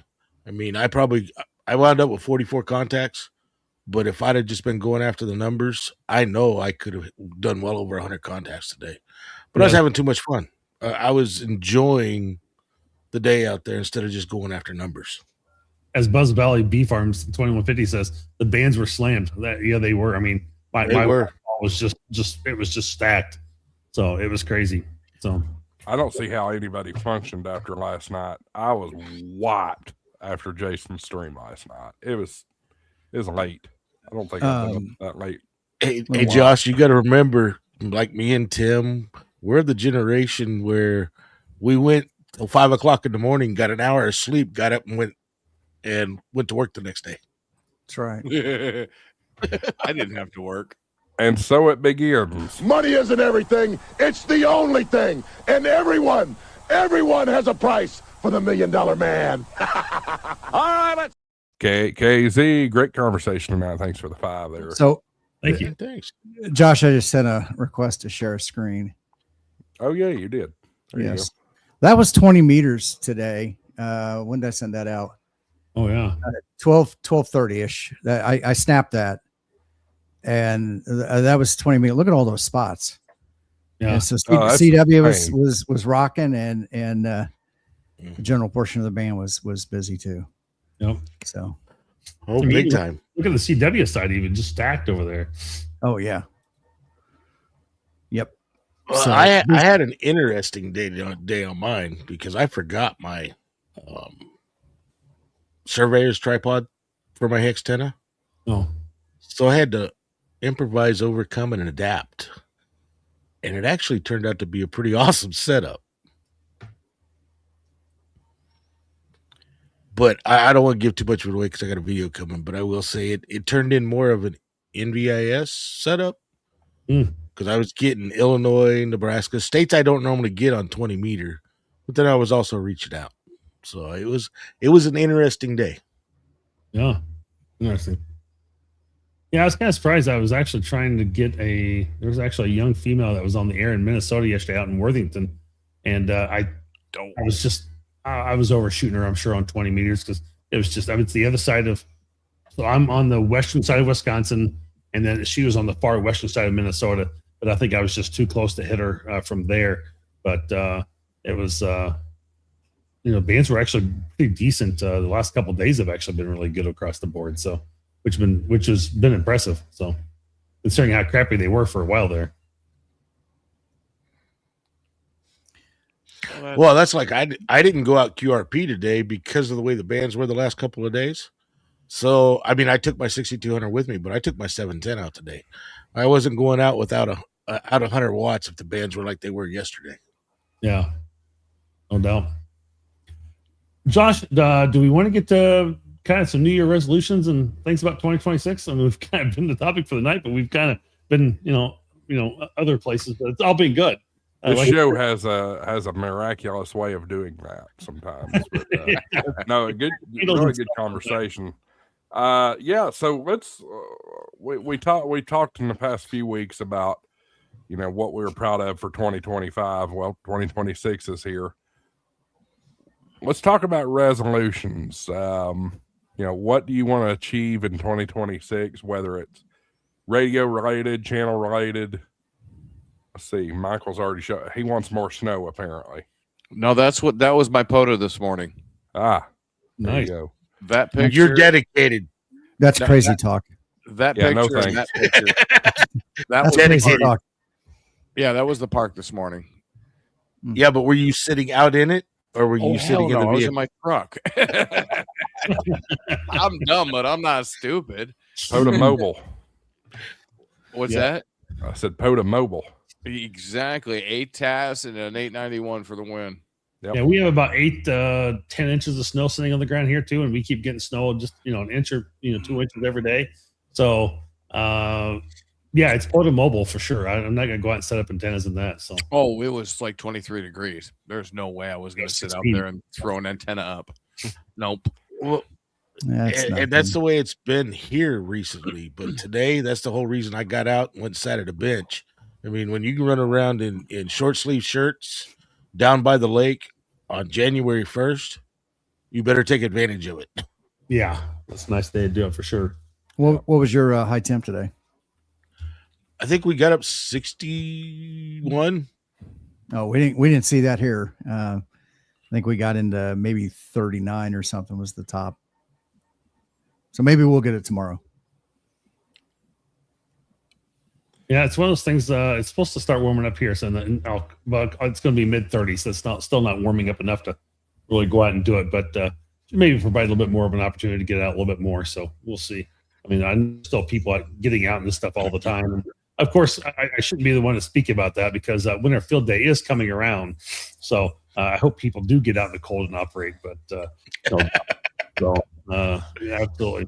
Well, I think Dave mentioned his goal earlier, right on. That was the one in the episode about your resolution and your goal for the year, and I've kind of started to think about this a little bit, and I just haven't really put a lot of thought into it yet. Or maybe the spotlight for this year, but obviously growing my channel, doing some more videos. I'd like to get more podcasts out more than I do, more often than I do. Those are kind of my my channel goals. But just personal goals is just actually spend some more time operating. I may have with this new job, I may have a lot of time on the road mobile, so we'll see what that looks like. Going to and from work, an hour drive. So if I decide to do that, or if I want to move somewhere closer, but we'll see what that looks like. I've got some other RF issues. I've got an antenna I bought this past year in 2025. I really want to try and use the ICOM 705 to help resolve some of those RF issues potentially, and whether they're coming from me or a neighbor nearby or exactly what's where they're at. I'd like to be able to solve some of those things, but I think as Tim kind of alluded to earlier is that he likes the troubleshooting and likes the learning side of doing things, and that's kind of where I've been probably this past year, doing a lot more learning and really figuring things out, and that's where I've kind of got into that's been my ham radio mode I've been in, I guess, per se lately. So I want to continue that a little bit here in 2026 as well. So, I talked a little bit about mine. My biggest thing is of course the extra, and I'm not going to call them resolutions because to me, those normally get dropped. So I'm calling mine goals, and putting them on YouTube on streams. This first one being making sure I get my extra by April. I know I won't hear the end of it if I don't get it. So I'm going to use that for drive. I know I can get my extra. I'm not worried about it. I just got to sit down and brush up on some things and go take the test. Then also do a little more on my channel, be a little more active on my channel. But one of the biggest things I want to start doing is helping new hams that are mic shy and stuff. So we're going to work on trying to put like some POTA events together, like the place I was today. That's part of why I went down there, was to check that out and invite new hams, and also invite people that might just be interested in ham radio down so we can show them what ham radio is all about. And that's some of my goals for this year. That's good stuff. Good stuff. You know, Speaking of, teaching. Go ahead, Tim. Well, I was going to say, Dave, that's great. Teaching other people makes you a better operator yourself, makes you a better ham radio operator, engineer, because you have to you're reinforcing in your own mind everything that you're teaching to somebody else. You're reinforcing that, and it just makes you better. Oh, exactly. Well, that's like earlier there was a comment made about nobody wants to help other hams because they don't want people to know what they really don't know. That's not true. I've been doing this for 32 years, and I'm learning every day. Still, if you're not learning this hobby, you might as well give it up. You might not be building anything or doing all that stuff, but you're going to learn something regularly. And I not only learn from the older guys, I learn stuff from the younger guys. Well, it took me this long to figure out that little Toads device was what I was looking for my 7000 so I could do FT8 on it. It didn't click until like 2 days ago. I was like, oh, duh. So yeah, I'm At learning. first glance, I thought you had a bottle of Johnny Walker there, Dave. He did. No, it's water Big tonight. long bottle. Water. I drank a couple beers. It's water tonight because I gotta go back to work tomorrow. I was drinking my Kentucky bourbon last night. I finished my 3-year-old bottle of scotch last night. There wasn't much left in it, but that much. But and I talked about how back in the day we used to do that. Well, I'm getting older, so I don't do that. Stay up till 5 o'clock in the morning, drinking all night, get an hour nap, and get up and go to work anymore. Ooh. Nope. That was Michael, me 30 years ago. Oof. Michael, we were talking earlier. I set that challenge up for you guys last week, or a couple of weeks ago. The challenge for who's going to get the extra first. Oh, it's going to be me. Well, you told us you were going to do it. Are 2 you weeks testing ago. tomorrow? No. Are you testing tomorrow? No, but I plan to be, because see, I don't have to worry about trying to hurry up and get somebody set up on remote. Yeah. One of the clubs I belong to, all I gotta do is make a phone call, and all 3 VEs will be set up and ready for me to go. They're all pushing me to get my extra, and they do it on computer anyway, so it don't matter. That way I don't have to worry about showing everything in my room for the online stuff. I just don't want or having to have 3 cameras running. Okay? Here's old ham, stupid ham. How do I make sure I can keep my call? Because I don't want them giving me a new. Don't elect for a new call. You don't elect for them to change it. All you're doing is upgrading. You're not getting them. Okay. Well, so there is at least when I took the test 10 plus years ago, there's a checkbox, and I can't remember. It's either I want a new call or I want to maintain my call. It's one of the two. Make sure you read it. Okay. It's a checkbox because I've been studying quite a bit, and I remember exactly. It's a checkbox saying you do not want them to issue a new call, because when I got my general, I didn't want my call to change either. I've been using my call for so long, I don't want to try to remember a new call. Exactly. No, yeah. Great American ego there. Yeah, Great American Eagle. Yeah, thanks, Tim. He comes out every time. I was thinking of another one, but you know, This is the 605. It's kind of like a 4473. You beat me to it, Dave. Josh, I was going to pull it up myself. That's exactly what I was pulling up. I'm dizzy. Slow down. Change my call sign or change my station call sign systematically. You have to, that box has to be checked, and you have to I'm initial not doing it. that. Okay. That has changed a little bit since. That was a different form than the one. This is. I'm pretty sure it told me not to when I. This is the NCVEC, so it could be different on the ARRL form or the W5Y form. Yeah, see, I took W5IY. I think I did mine through Laurel, but the form I think was the FCC form. It was the form that you walked in. I mean, I sat down. This is back in prehistoric days when you actually had to go and sit down. Yeah, at a room. Prehistoric days. Hey, wait a minute now, Tim. So what is that saying about me when I took mine? When you had to go to a single location, and there was 150 plus people there to there test was like that 5 day. when I took my test. So I had to go to Chicago to take. So back then it was the 3rd class radio telephone operator's license, but that's what you needed to be a board engineer on a radio station back then.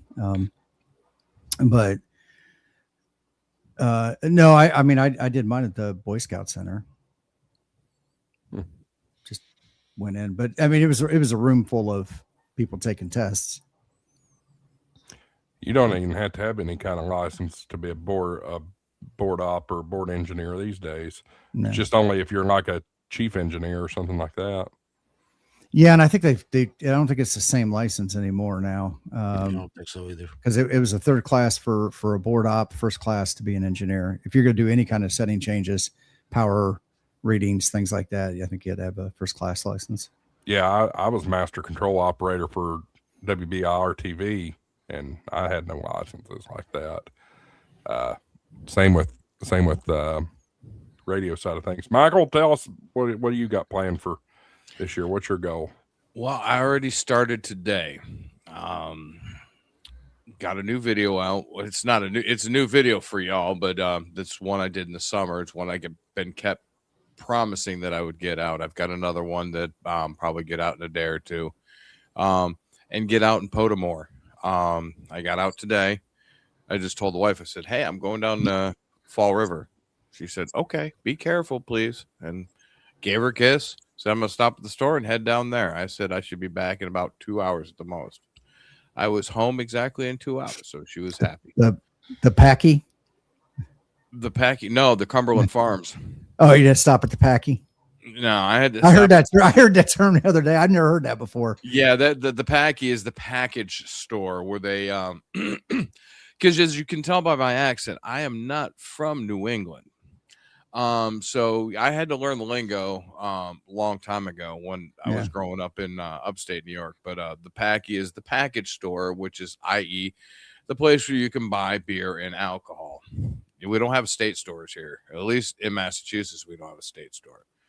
But yeah, I'm gonna definitely start getting into more POTA tomorrow. I'm going to meet Eric and when JUR, I hope tomorrow afternoon. I got to throw my gear in from my personal vehicle into my work truck, and hopefully it's not as cold as it was today. Right now I'm looking at 15 degrees, and I think it's supposed to go down to 13 with a wind chill below 0 tonight. So it's a tad bit nipply outside. No thanks. But yeah, that's my goals. You know, had a lot of issues. They ended this year, and yeah, I'm a happy guy. I had a 3.5 year court case that I was trying to worked it out, got dismissed, and I'm all happy. So we're gonna POTA on, and we're gonna not be so depressed and crumpled up, and you know, we're gonna go out there and have some more fun. And somebody said, where is it at? Somebody was calling out Dave. Where is it? It was Elder Ham. Douglas, and yeah, it's possibly that I am the oldest on the stream. I'm 51. I don't know about the elder Elmer. I I don't know how old Tim is. He just has that glorious beard, and so do you. I think Tim's the beard came quite a while ago. Same here. 30 and holding. What's that? Okay, I'm 31 and holding, so I'll claim to be the elder Tim. So I'll be 55 this year. I'll embrace the age of elder 51. statesman. So yes, I guess I am the oldest on stream, Douglas. I'll be 58 on January 14th. Old fart.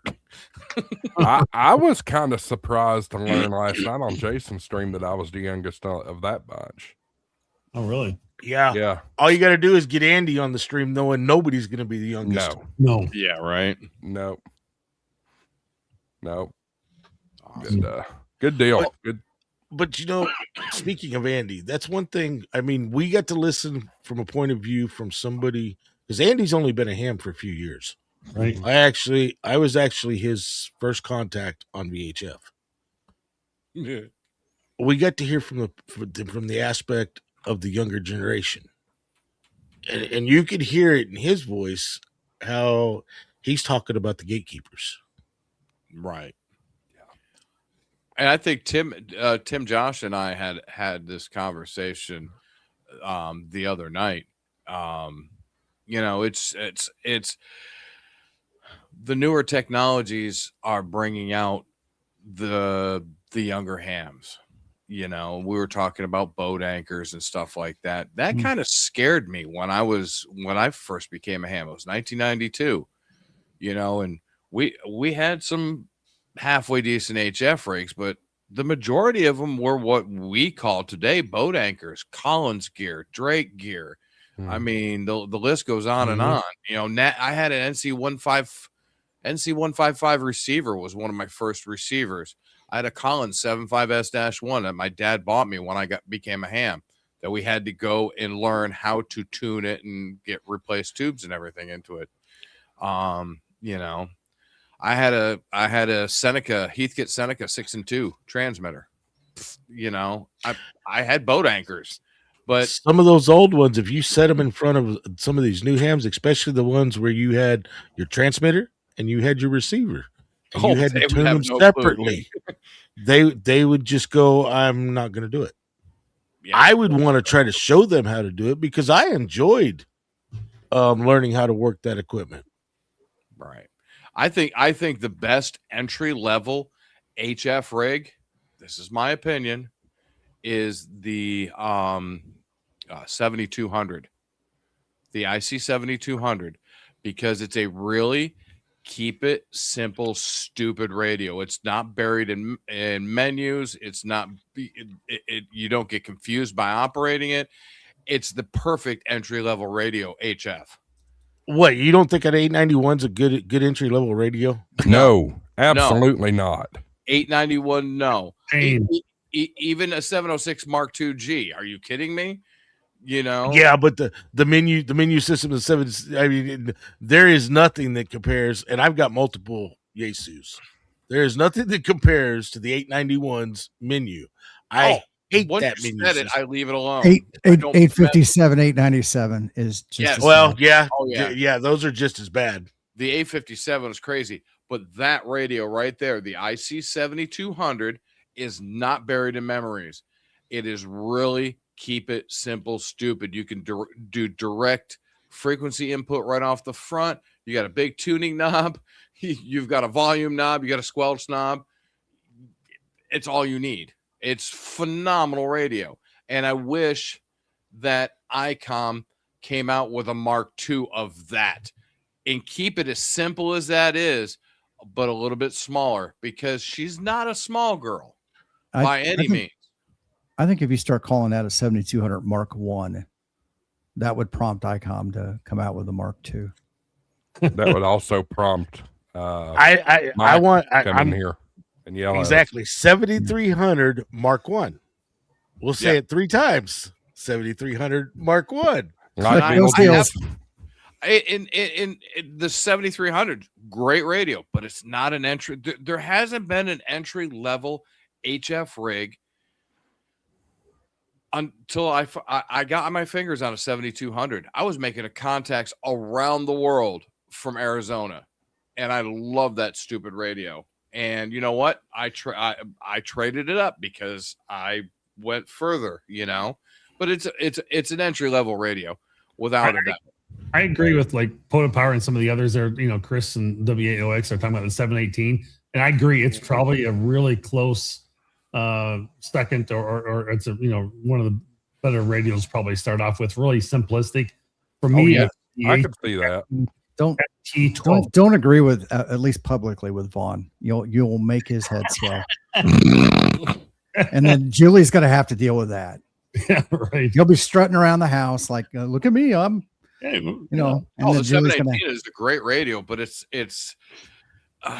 looks too plasticky for me. I'm sorry. The Yaesu FT 1200 was a very basic down radio either, but I think today, more modern, I think you could say the 710 is probably pretty basic too.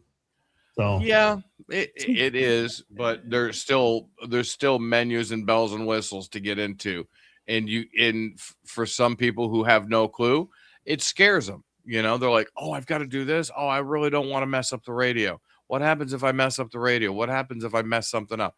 No. The 7200, you plug it in, you put the microphone on, you put a tuner on it, and you put an antenna onto it and rock and roll. That's it. Well, okay, you mentioned tuner, and that made me. Yeah, it doesn't have a built-in tuner. Does the 718 have a built-in tuner? I don't think so. I don't think so. I think that's Boatacres did they? Well, the 7200 or the 718 doesn't have a built-in sound card. Of course, they can get a digi-rig. 7200 does. Exactly. The 7200 already has a built-in sound card. Yep. And I think that was the first one. I think they've had 3 updates to the firmware since it came out. Don't quote me on that, but I'm going to guess. Interesting. But yeah, it does have a built-in codecs into it, so that's awesome. Well, Tim, we ain't got to you yet. What's your plans, goals for 26? Triggering people. I mean, you're good at that. But. Well, not intentionally, no. I more content. I'm looking down the road. Hopefully within 10 years I'll be retired, and I need to find something to do besides sit around the house and twiddle my thumbs. And that's kind of where I got involved with YouTube, was to teach myself the ropes of that. So, and the ins and outs of content creation and everything like that. So, probably more content will be my big thing. Morse code has been the bane of my existence since 1987, and I have tried. I have a sizable hearing loss now, which makes it hard, and that's what I've been struggling with for the last couple of years. But a lot of it is also holding myself accountable to just sit down and do it. And so I've got some tools to get around that, hearing aids, and also some different modalities of being able to interpret the dits and the das. So that's got to be my goal. And there's several others that have committed to learning CW this year too. So hopefully we can create an accountability group to do that. That'd be good. That's my next thing after my extra is to get back to CW. Well, and you were talking about content creation earlier, Dave. When you get your new toy, that's going to give you some inspiration too, that you were telling me that you got. Oh, yeah. You hit the buy button on. Wait till you go to a ham fest with that thing. Yeah, I can see it. I left everybody in the dark. Dave, I'm pretty sure. I'm going to guess. What? Go. Wait. Let's let Tim guess. He knows what it is. I'll guarantee it. An Osmo Pocket. Yep. Yep. Ding, ding, ding. I figured when Josh, because I've heard Josh describe it that way several times. Yep. Well, I've got the Action 4, and I love the clarity and everything of those cameras. I just wanted something.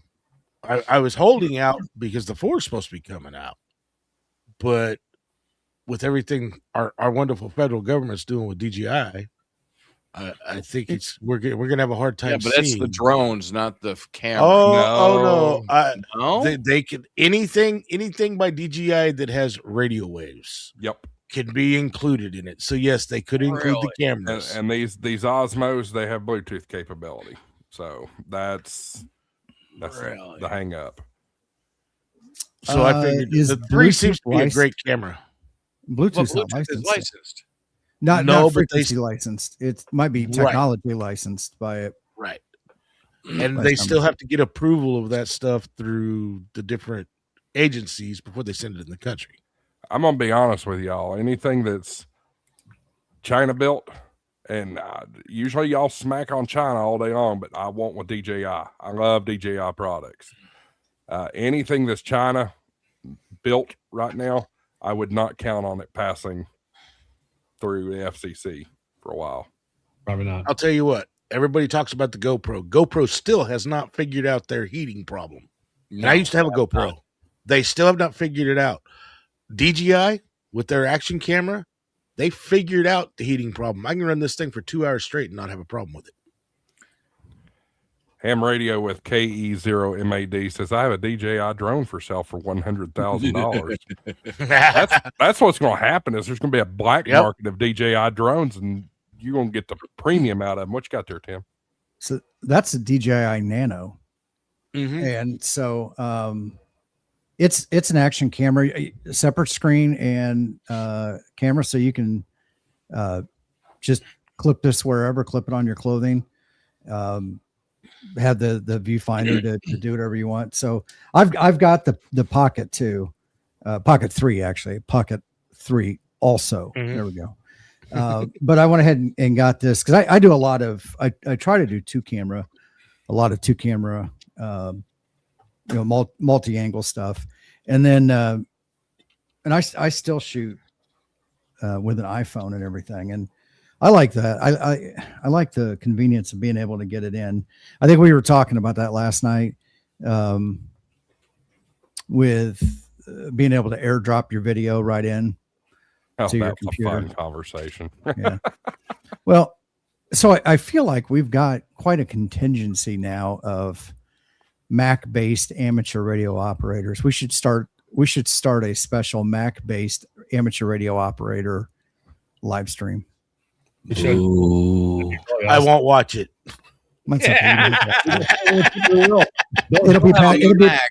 It'll be past your bedtime anyways, Dave. Yeah, okay, Tim. It's only past my bedtime because I'm getting up at 4:00 in the morning. Hey, speaking of Dave, we have a dealer Dave in the house now. Hey. Yeah. You're already home. No. Yep. He went to all you eat sushi buffet tonight, man. And hibachi. Yeah, I did the activation with I'm so freaking tired. Did the activation this morning at Galveston State Island Park, and then drove 4 hours to meet just in time to meet the kids for all you can eat sushi and hibachi. And now I'm back home. I don't mind. You gotta remember, Josh, he's not coming to the north side of the state. He's heading west. Yeah. Hey, Dave, did you hear me on the All-Star note at all tonight? I did not. Okay. I responded to you a couple times before Frank and Eric got in there. And I heard something pop in, right? Okay. But there was no audio and it was very brief. That's interesting. Okay. No, not a problem. So you guys were talking about good evening, Dave. How you doing? Hey. So you guys were talking about drones. Back in the day, I used to be like a little bit of a drone aficionado. I built the original DJIs, you had to build the frame onto the arms, the whole 9 yards. I bought a Typhoon. It's called a Unique Typhoon H, Yuneec, Typhoon H. It was a hexacopter. It could haul my DSLR. Wow. And it was pretty cheap. It was a really good it has a 4K camera onto it, and that was 8 years ago. There's a video on my YouTube that I actually have to change the title for. It says it was a flight over the desert over our house in Arizona. That was actually the Unique. That was not a DJI. And at the time when I just posted it, I had a DJI 4, and I was like, I screwed up and I didn't type it in right. But the video quality that came out of that Unique Typhoon H was phenomenal. And it had folding landing gear and the whole 9 yards. So my next step, I wanted to get the DJI Inspire. Phenomenal, but it was way out of my price range. Oh yeah. You know, it's funny. Colin's got they're talking about those evil Apple things comment. I have fun harassing everybody about it, but I will give Mac, when it comes to media and that kind of stuff, I'm sorry, Mac's got everybody beat. I think it's what it's built for. Yeah. Absolutely. That's actually what it was built for. Like newspapers and stuff like that would use that for all the formatting and putting it all, doing all the layouts and stuff. And if you look at some of the professional studios that are doing video editing, they're all using Macs for that stuff. Mm-hmm. Macs or Linux, they're not really using Windows anymore. But I'm tired. AI needs to go away because I need to put some more memory in my PC, and went and checked. I thought it was bad a month ago. Yeah, it's horrendous now. I found Crucial 128 gigs of memory, DDR5, $1,200. Whoa. Oh, yeah. Has anybody looked at the price of memory right now? No. And you can thank AI for it. Sure. They have bought the entire supply of chips for 2026. So the what? There's 3 manufacturers that make the chips now left. Yeah. They cannot keep up, and all of their stock for 2026 has already been bought by the AI companies. Interstellar Starman says Apple lost him at Final Cut Pro 10. I used to be a loyal Final Cut fan. Not anymore. Oh boy, here we go. Here we go. He's got to pull out the jacket. There we go. Adobe. Premiere is the best editing. DaVinci. Be a huge. So, a lot of exactly garbage. A lot of people don't maybe know the full history. Mac was a RISC-based operating system. Windows, Intel-based. So RISC, they have a inherent amount of code that's built into the processor. So Apple kept that code private and said, if you want to write software for our platform, you have to follow these guidelines and everything, all this stuff. And then they would be allowed to do it. Windows took the other approach, the open source kind of approach, and just said it's a free for all. So unfortunately, what you get is when you have a controlled system, you get stuff that works well together. There's a lot of interoperability that just works. Where Windows, anybody that has a computer can write a program, and you can get everything from one end of the gamut of well-written applications to the other side of it's just complete crap. And it's the wild, wild west, and you roll your own and you get your own experience. So for the many years in the IT field, I have made a very good living off of the Microsoft platform. I am all Mac now just because I don't want to mess with it. Mm-hmm. I don't want the headache. I have all that headache at work. I don't need that. I just want to come in here and turn the thing on and do what I got to do. And that's why I have switched to I'm 100% Mac now. Yeah. Matter of fact, I've got guys going, "Hey, what kind of Windows apps do we have for this 7300 Mark II?" I'm like, I don't know. Oh, I'm gonna have to get a Windows computer to do that. That's the thing with it too. When it comes to most of my ham software is Windows stuff. If they start right, and that's why I'm seeing a lot of things where they're starting to write for Linux. Once I start seeing some of that stuff moving to Linux, I'll be moving off of Windows and going to Linux. So, like with Mac, I mean, you've got things like Radio Mail to do WinLink with. You've got Pat Menu, which I still haven't quite figured out. There's something in my using basically the coding or like terminal doing the scripting. There's something in there I'm still missing to get Pat Menu to work. Have you tried that at all, Tim?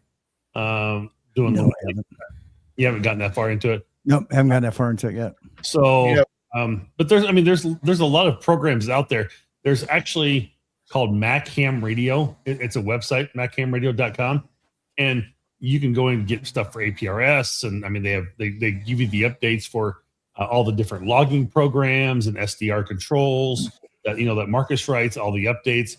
And there's a lot of different programs out there for ham radio that you can use that are pretty decent on that website. And I'm just trying to think if there's anything in there that I'm thinking of off the top of my head that I don't have. But I mean, I got a program called Rotor. It's made by the, oh my gosh, what is that software? It's a logging software on the Mac. I don't like using it a lot, but the same guy wrote it for the rotor control, and it works out well. It's a beautiful program for doing rotor control from a Mac. And it's the same software that KMRD uses for logging all the time. And I'm Rumlog. Rumlog, thank you. Yeah. The same guy that wrote this rotor control. But it's Ham Radio Deluxe. There's an SSTV program, by Black Cat Systems.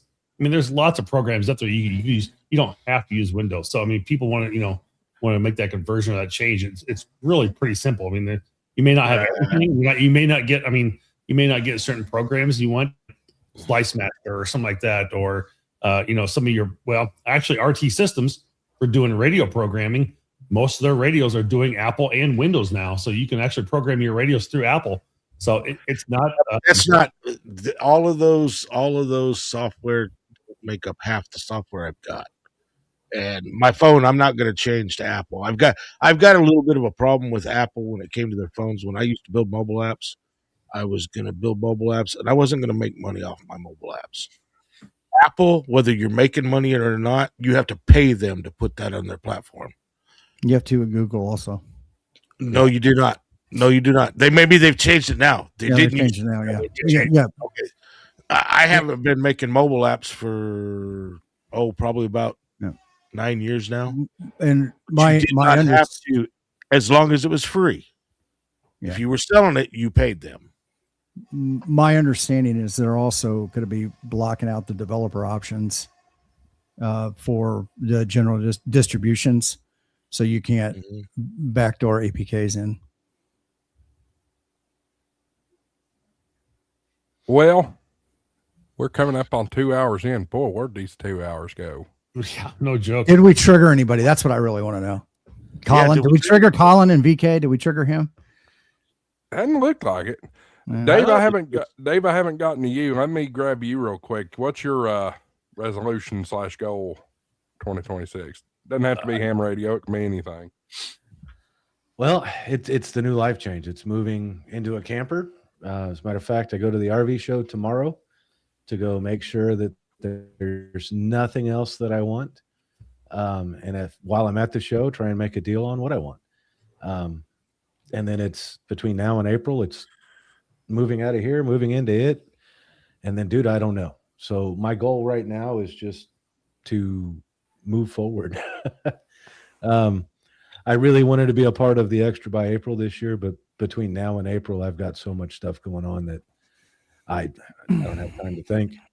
So 27 or sometime after, once I'm out on the road and moving around, maybe I'll start studying for Extra. But that's kind of my only goal. Well, the two goals that I want to try and do is really dig into Morse code, start learning CW, and then get my Extra.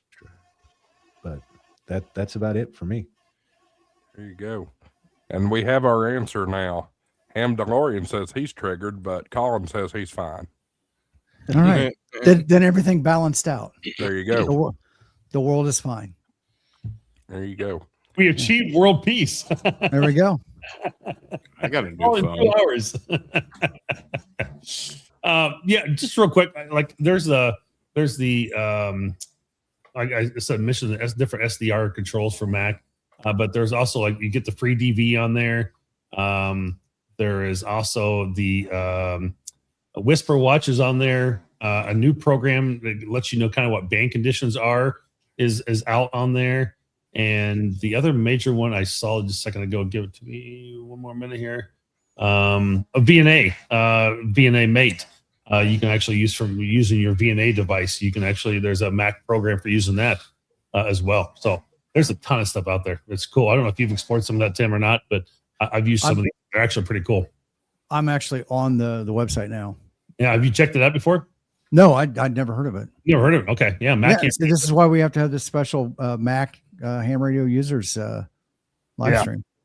I kind of took a little bit of inspiration from KMRD as he said he went to Mac, and I was kind of already down that road already, and I'm just trying to drive it even more. And it looks like there's even a Pat menu update for me out there, so I may explore that one a little bit more. So the question is, can Mike get Jason converted to Mac?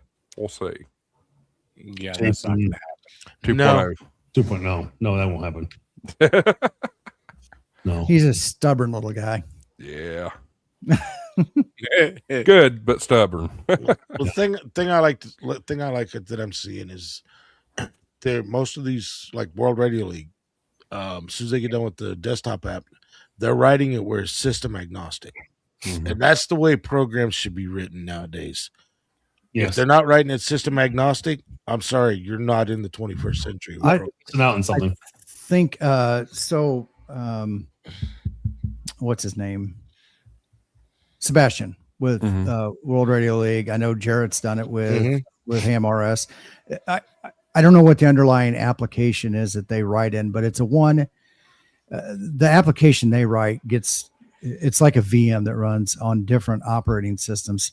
The nice thing about that is whether you're doing Windows or your Mac or Linux, Fire TV, whatever, it's the same experience for you across the board, which makes it nice because you're not having to learn something different. Me using a Mac and Dave says, well, I got a problem with this. I can go, well, look here, here, and here. And that experience is exactly the same. And that's nice. They're probably using Electron as their front end. Electron. That's the thing that's nice about containers because people can run it in containers and make it system agnostic. Well, and for me, that's one of the reasons why I'm so delighted that, with Tim's help, I discovered SDR control. And I was a really, really big proponent of Ham Radio Deluxe for quite some time. And I kept getting so frustrated with Ham Radio Deluxe because for how many damn years have they promised us a Mac app? Preach it, brother. They have yet to do it. And I came out over and over and over on stream saying, where the hell is this thing? And it's never showed up. How many years have they just been promising to update the app they have? Yeah, no kidding, right? It's the same damn app when Simon Brown had it. Mm-hmm. So they are. So most people don't even know who he is. They came out with 6.9 on the logging side for updating the logging software, and he says now that he's able to start working on everything else. So he said that 2 years ago. It's too late. It's too late. 3 years ago. Oh, I agree because he didn't have anything from 2023 until late 2025. I mean, he's been sitting out there for years working on this program. It should not take you 2 years to work on updating that logging software and the program itself within HRD. Well, he's come too late because now that I found SDR control does pretty much everything that Ham Radio Deluxe bills to do. Yeah, it really does. True. So I'm done. I'm sold. I like SDR control. That's where I'll stick.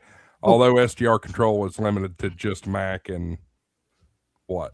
ICOM and Flex. I don't think they've got any Kenwood or ICOM. Yaesu stuff. They have Yaesu and Kenwood. Do they have Yaesu? Yeah, I they didn't have know that. Yaesu, 'cause I can do my FTDX10 with it. Oh, So- good. See, I wish they'd write something like that for Linux. Because that's what I plan on doing. That's why I'm waiting for some of the software to come out. So I want my next actual HamShack computer, not my streaming computer, my HamShack computer, to be a Linux box. Eventually, I'm going to move away from Linux, Mac, or Windows, Mac, all of them, and go back into, I guess, as one of the guys at work says, we're going back into the command lines. Well, you know what? Linux just works. Well, run it on ESXi, and then you got your Linux, and then you can run your Windows VM on top of that. Trust me, Tim. I have, but you have to pay for that now. I know it's free. It's free again. It's free again for the home license. Not 9. They hit it in 9. They let 8 come out as free because we're a VMware shop where I'm at.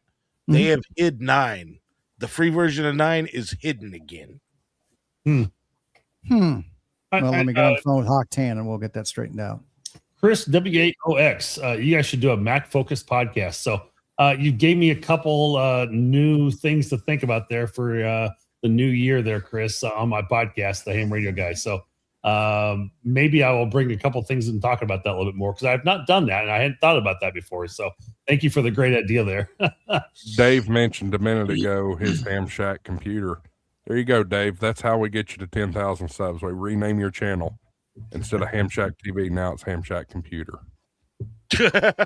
No, I do that for a living. I don't want to talk about computers on the stream. I don't want to. Jim knows what I'm talking about. Yep. Yeah.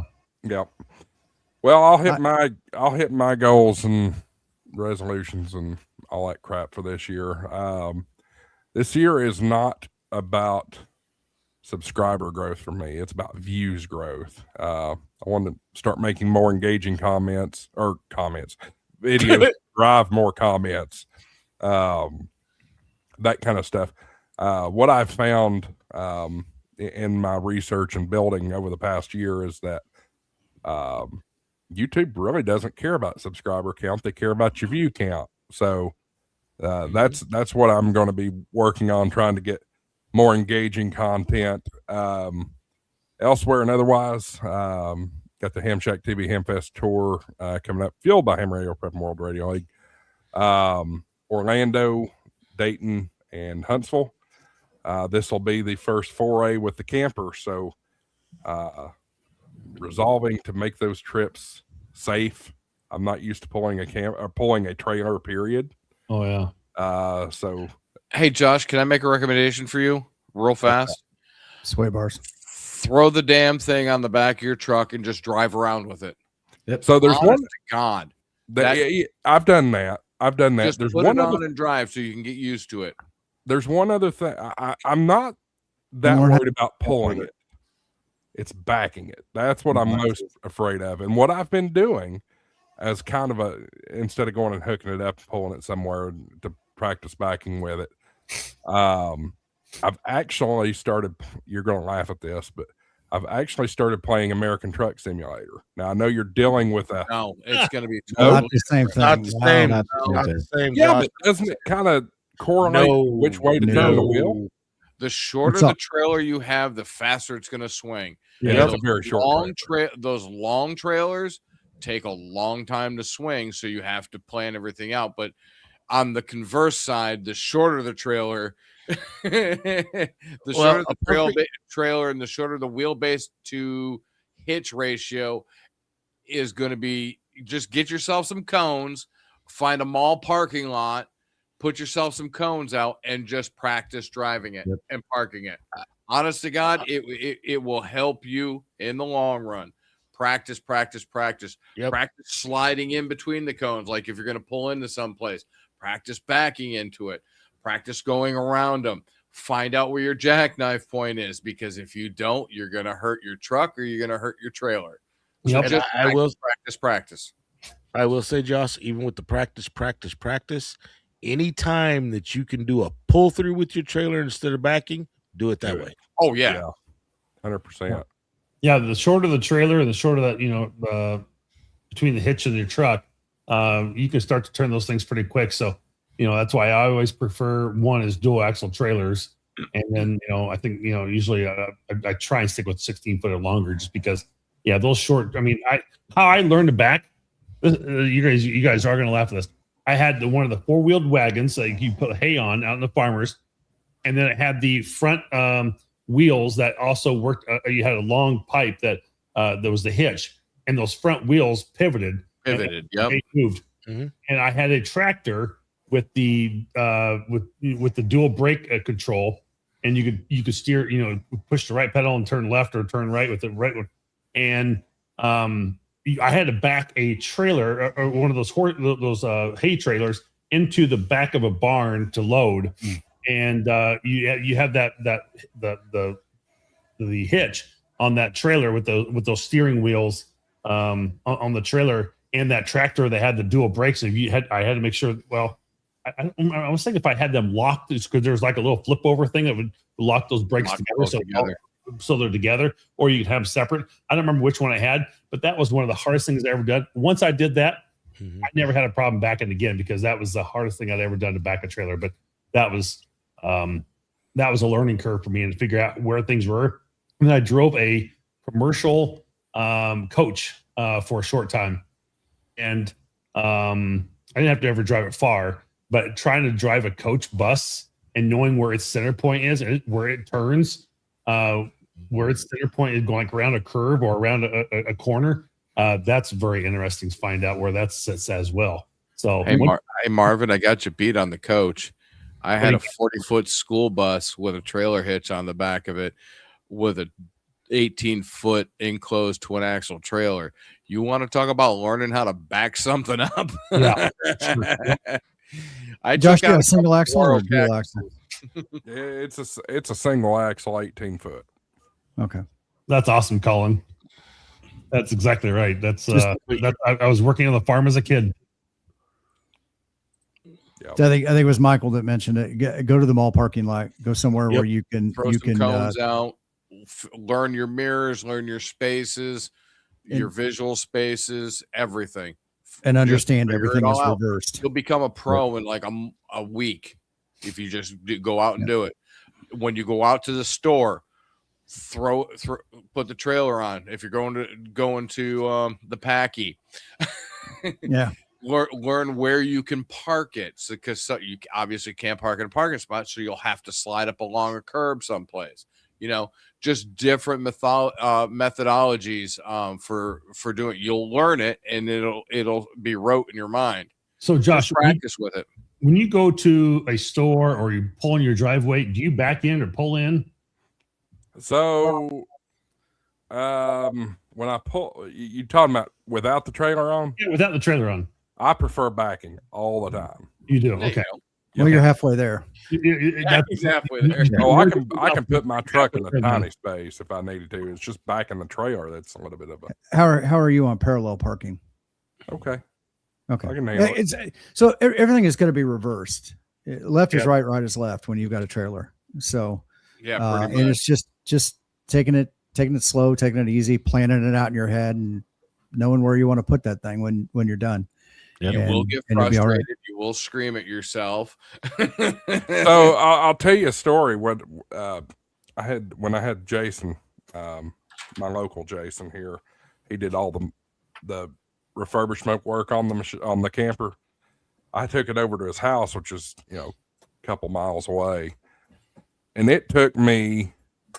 I was out in front of his house for probably 30 minutes trying to back the damn thing in his driveway, and I could not get it in his driveway for nothing. Finally, he said, "Move," and I got out of my driver's seat and he backed it in there. So yeah, you get frustrated for sure. Mm-hmm. Yep. Well, so what you need to do is get your leg strap trick, especially with the. Huh? Go ahead. Oh, I was gonna say while you're at it, leg strap with your CW key so you can practice your Morse code as you're backing up. That sounds like a great idea. Yeah. No, that's a great idea. Yeah, that's just what he needs. trick my dad taught me was, especially in the beginning when you're first learning to back a trailer, don't have your hand on the top of the steering wheel, put it on the bottom of the steering wheel. Mhm. Because then if you decide I'm going to go left and you go left on the bottom of the steering wheel, it's actually going right, but it'll steer the trailer. You can steer the trailer with the bottom of the steering wheel. And it will go where you want it on the bottom of okay, I need it to go left, and turn that steering wheel at the bottom of it to the left. Your truck's actually going to go right, but it'll steer the trailer left. So try that.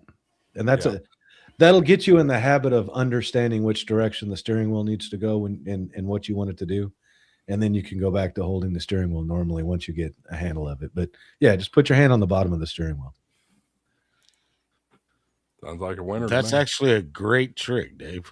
I never heard that, but I didn't have a dad to teach me how to pull a trailer either. So, I mean, I had a dad. I just didn't have a dad to teach me how to pull a trailer.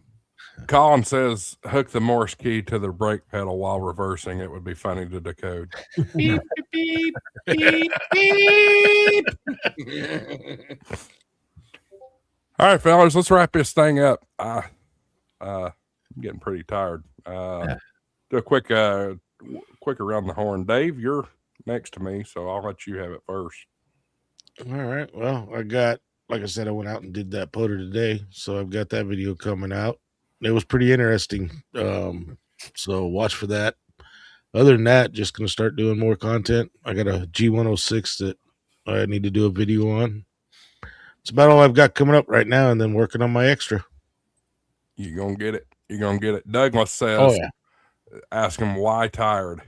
I have been under the weather for about 2 weeks. So, yeah, why tired? That's the answer right there. He's got the vid. It was not the vid. Try RSV.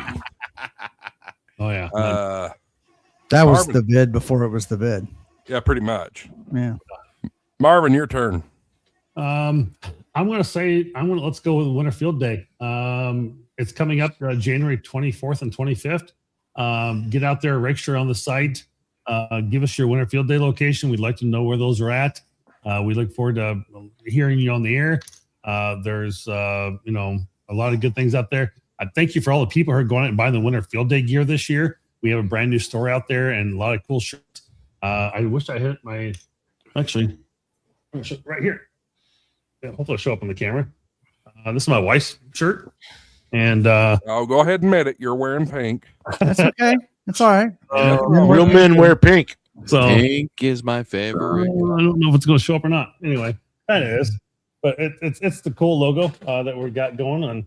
Anyway, so that's really supporting us out there. We don't we make very little on those shirts, but even every little couple bucks kind of helps support us as an organization. We don't get paid to do the job, but we appreciate you being part of Winter Field Day, and we've got a lot of good objectives out there this year for you to go out and really kind of help you create your new challenge, your goal, resolution, whatever you want to call it, for 2026. Something you may have not done in the past, you may have interested in doing. So we'd love to have you out there trying that and submitting your log in World Radio League. We'll be working with them. We'll be on the live stream next Monday with them, talking about Winter Field Day and our integration with them and World Radio League as we started with last year with them.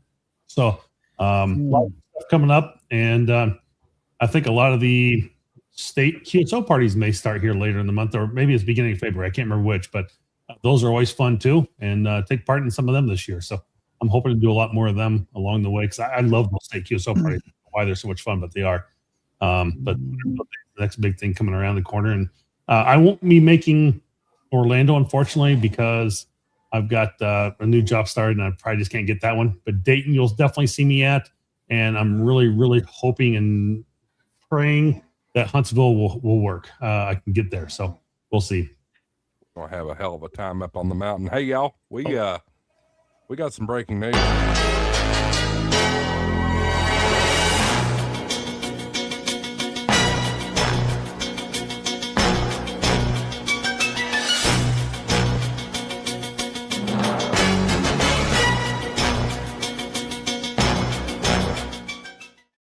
Vaughn and Julie are one away from 2,200. Somebody in this live stream is not subscribed to Poda Power. Go do it and make that happen. Get them to 2,200. That was really dramatic for that, but it gave me an excuse. What's happening, you know? Oh, that's funny. But yeah, go subscribe to them. They're a great show to watch. A lot of fun, and we love Photo Power. So absolutely. Tim, your turn. What's coming up this week? Just more videos on the IC 7300 Mark II.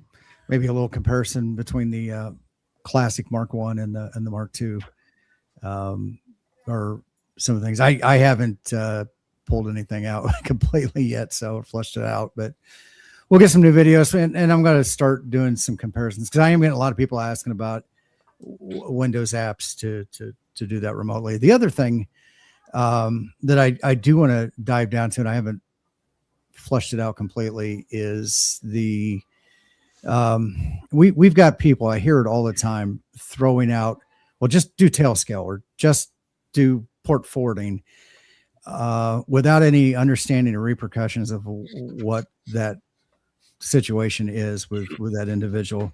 And so I know we like to help people out, and that's good, but network security is a whole different animal. And opening up somebody's network to make it easier for them to remotely operate their network could put them in a situation where it's going to have financial, legal ramifications. And I think we need to be a little bit more careful about what we do. So Tailscale is a great thing, but I don't think people understand what the ramifications are of opening up your entire network, because you can't put a Tailscale client on your 7300. So you're going to have to put some kind of a gateway in there, which is basically going to expose a portion of your network to outside people that you may or may not want exposed. And so I want to find a way of getting that into the ether and providing some ways that people understand what they're getting into to do that. Marvin, I heard Marvin mention earlier the SmartLink service that Flex has, right? So that's a 1-to-1. So your radio has a SmartLink client built into it, and then it goes and connects to a service like Tailscale. It's a VPN service that then you make an encrypted tunnel between your radio and your client, and you're not exposing your entire network to the world. And there's a lot of bad actors out there, and the whole mindset of, well, I'm just a little guy and nobody wants my information. That is the farthest thing from the truth. You are the ideal person that they want to attack because you have no insight to what they're doing, and they can go unfettered, especially with everybody with higher speed connections, cable, and fiber optic networks now. You're can be a sitting duck, and so it's very important and imperative that you ensure that you're doing it safely and not overexposing or openly exposing your network. That's a great point, Tim. I'm glad you actually brought that up, because we didn't really mention much about that side of the security earlier, but there is something you do need to worry about. Yes, for sure. Well, that's like when he first brought up Telescale. I thought he was going to say zero tier before he brought that up. And yet zero tier is great for people, but they don't realize that VPN is somebody else's server. And the way that VPN is set up on zero tier, they don't have to hack you. All they've got to do is hack zero tier server, and they have everybody that's on zero tiers computers now. Yeah, good points there. Good points. Michael, what's up? Me? This week? Yeah. What was the question? It's the final around the horn. What do you got to say before we go? Dude, it's going to be a beautiful week. We'll see you next week. It's going to be fun. There's the camera. It's going to be a beautiful week. It's going to be a fun week. Into my eyes. Stare into my eyes. There we go. We're gonna have fun this week. I'm gonna get this weekend, get out, do some more POTA. We'll see you next week, next Thursday. And I'll probably be seeing some of you tomorrow night on Weekend Warriors podcast. But yeah, we're gonna have fun. It's just this year is. My wife said, "What are we gonna do this year?" I said, "We're gonna have fun." Yep. Her fun might not be my fun, but I said we're gonna have fun. I'm done moping around. We're gonna have fun this year. Gonna have a blast. Start cranking out more videos, but this week is going to be a fun week. Gonna get out there, do some more POTA, get some more videos posted, make some more videos, come up with some more ideas. I actually have an idea that I talked to Josh about months ago in the background about why the FJ Cruiser isn't the best off-road vehicle for overlanding and everything, but actually turning around and making it think it is. So that ought to be fun. We're going to have a blast. Yeah, it's going to be fun. What are you doing, Dave? Dealer Dave. Mesh Dave. Mesh Dave. Nothing. Come on, Dealer Dave. For his extra. I got the RV. I got the RV show tomorrow. Like I said, the focus right now is just getting moved in. That's about it.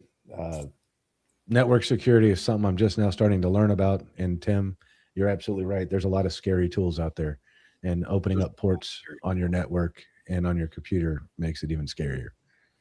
So, but yeah, that's it. I just want to go to bed. I'm tired. It's been a day. It's been 2 days. So you don't have to worry about that little kid with the flipper zero. Trust me. I mean, that was the Four Roses, Dave. You two were trying to cause some havoc with Jason's network last night, it looked like. You and Mike. Four Roses was good. Oh, it was good. Small batch Four Roses? Yeah, we were having a blast. I tried to be a good boy. I tried to just drink beer. And then they opened that bottle. Was it another Yes. I love you, dude night? They opened that bottle, and he's like, "Here, just try it." And I'm like, "Oh shit, here we go." It was close. It was close. Mike was he was a little It was toasted a good last time. night. We had a blast. You were mixing that with the champagne. Oh, Yeah, he was. oh, No, you were too. I saw you. Don't lie. Yep. oh. You're double So fisted. I had beer, Four Roses, and champagne. That's painful. I was. Followed up by all you can eat sushi and hibachi tonight. Oh, Hey, but Yeah, today, when me and Dave made contact today, he didn't sound at all like he was that bothered. I don't know. It'd be interesting to see what Mike's status is. Oh, dude, I was hunting POTA. I did not want to pile up. I was like, oh, he didn't want to activate this morning. He was like, you didn't hunt me, Dave. But we all kind of talked him into it. But yeah, I didn't want to pile up. I didn't want to have to deal with it. That's funny. After him all night last night was like, we're going to the was beach. just going down the list on Polo at the time that I was active. Yeah. I think I worked Jason, but I wasn't in a position to get on the radio with when you were on, and I think I saw Mike get spotted too. Yep. All right, fellas. Appreciate y'all being here. Let me throw y'all back in the waiting room. I'll catch y'all here in just a minute. Couple things before we cut this one off for the night. If you're a channel member, you may notice that there are no videos posted, future dated right now. I'm going to start working on that probably tomorrow. Get some new stuff posted for you guys. Channel members, the reason I ask about channel members is that does give you access to everything I post early. So if you want to become a channel member, down below on YouTube, you see a little join button. You click that. You can be a channel member for as little as $2.99 a month. Channel donations are also available down next to the chat, little flashing icon down there. Looks like we already got one channel donation tonight, and they have the record for 2026, January and this week. So you all can still do that if you want. We certainly appreciate it. I do want to shout out Ham Radio Prep and World Radio League. We have completely finalized our deal for the 2026 tour. So it is official now. Appreciate them joining in on the Hamfest tour, Dayton or Orlando, Dayton, and then Huntsville. So we're looking forward to that. Appreciate their support. There's T.O. with his 5-month membership. Appreciate him. I think he is implying that I need to play a clip for that. Money isn't everything. It's the only thing. And everyone has a price for the $1 Million Man. All right, let's. And then K8KZ wants to get his clip in. So Money isn't everything. It's the only thing. And everyone has a price for the $1 Million Man. All right, let's. Appreciate everybody watching. Next week, we'll be back once again. We are now back in normal production. I don't have a topic yet for next week. So if you've got any ideas, shoot me an email, josh@a4wx.com. Email me on or get a hold of me on Discord, whatever, and we'll go from there. Appreciate everybody's support. Appreciate y'all being here. We'll see you next week. AA4WX WSCB 693. Where's the thing? I'll find it in a second. There it is. I just played the clip twice, so I'm not going to do it again. Appreciate y'all. We'll see you next week.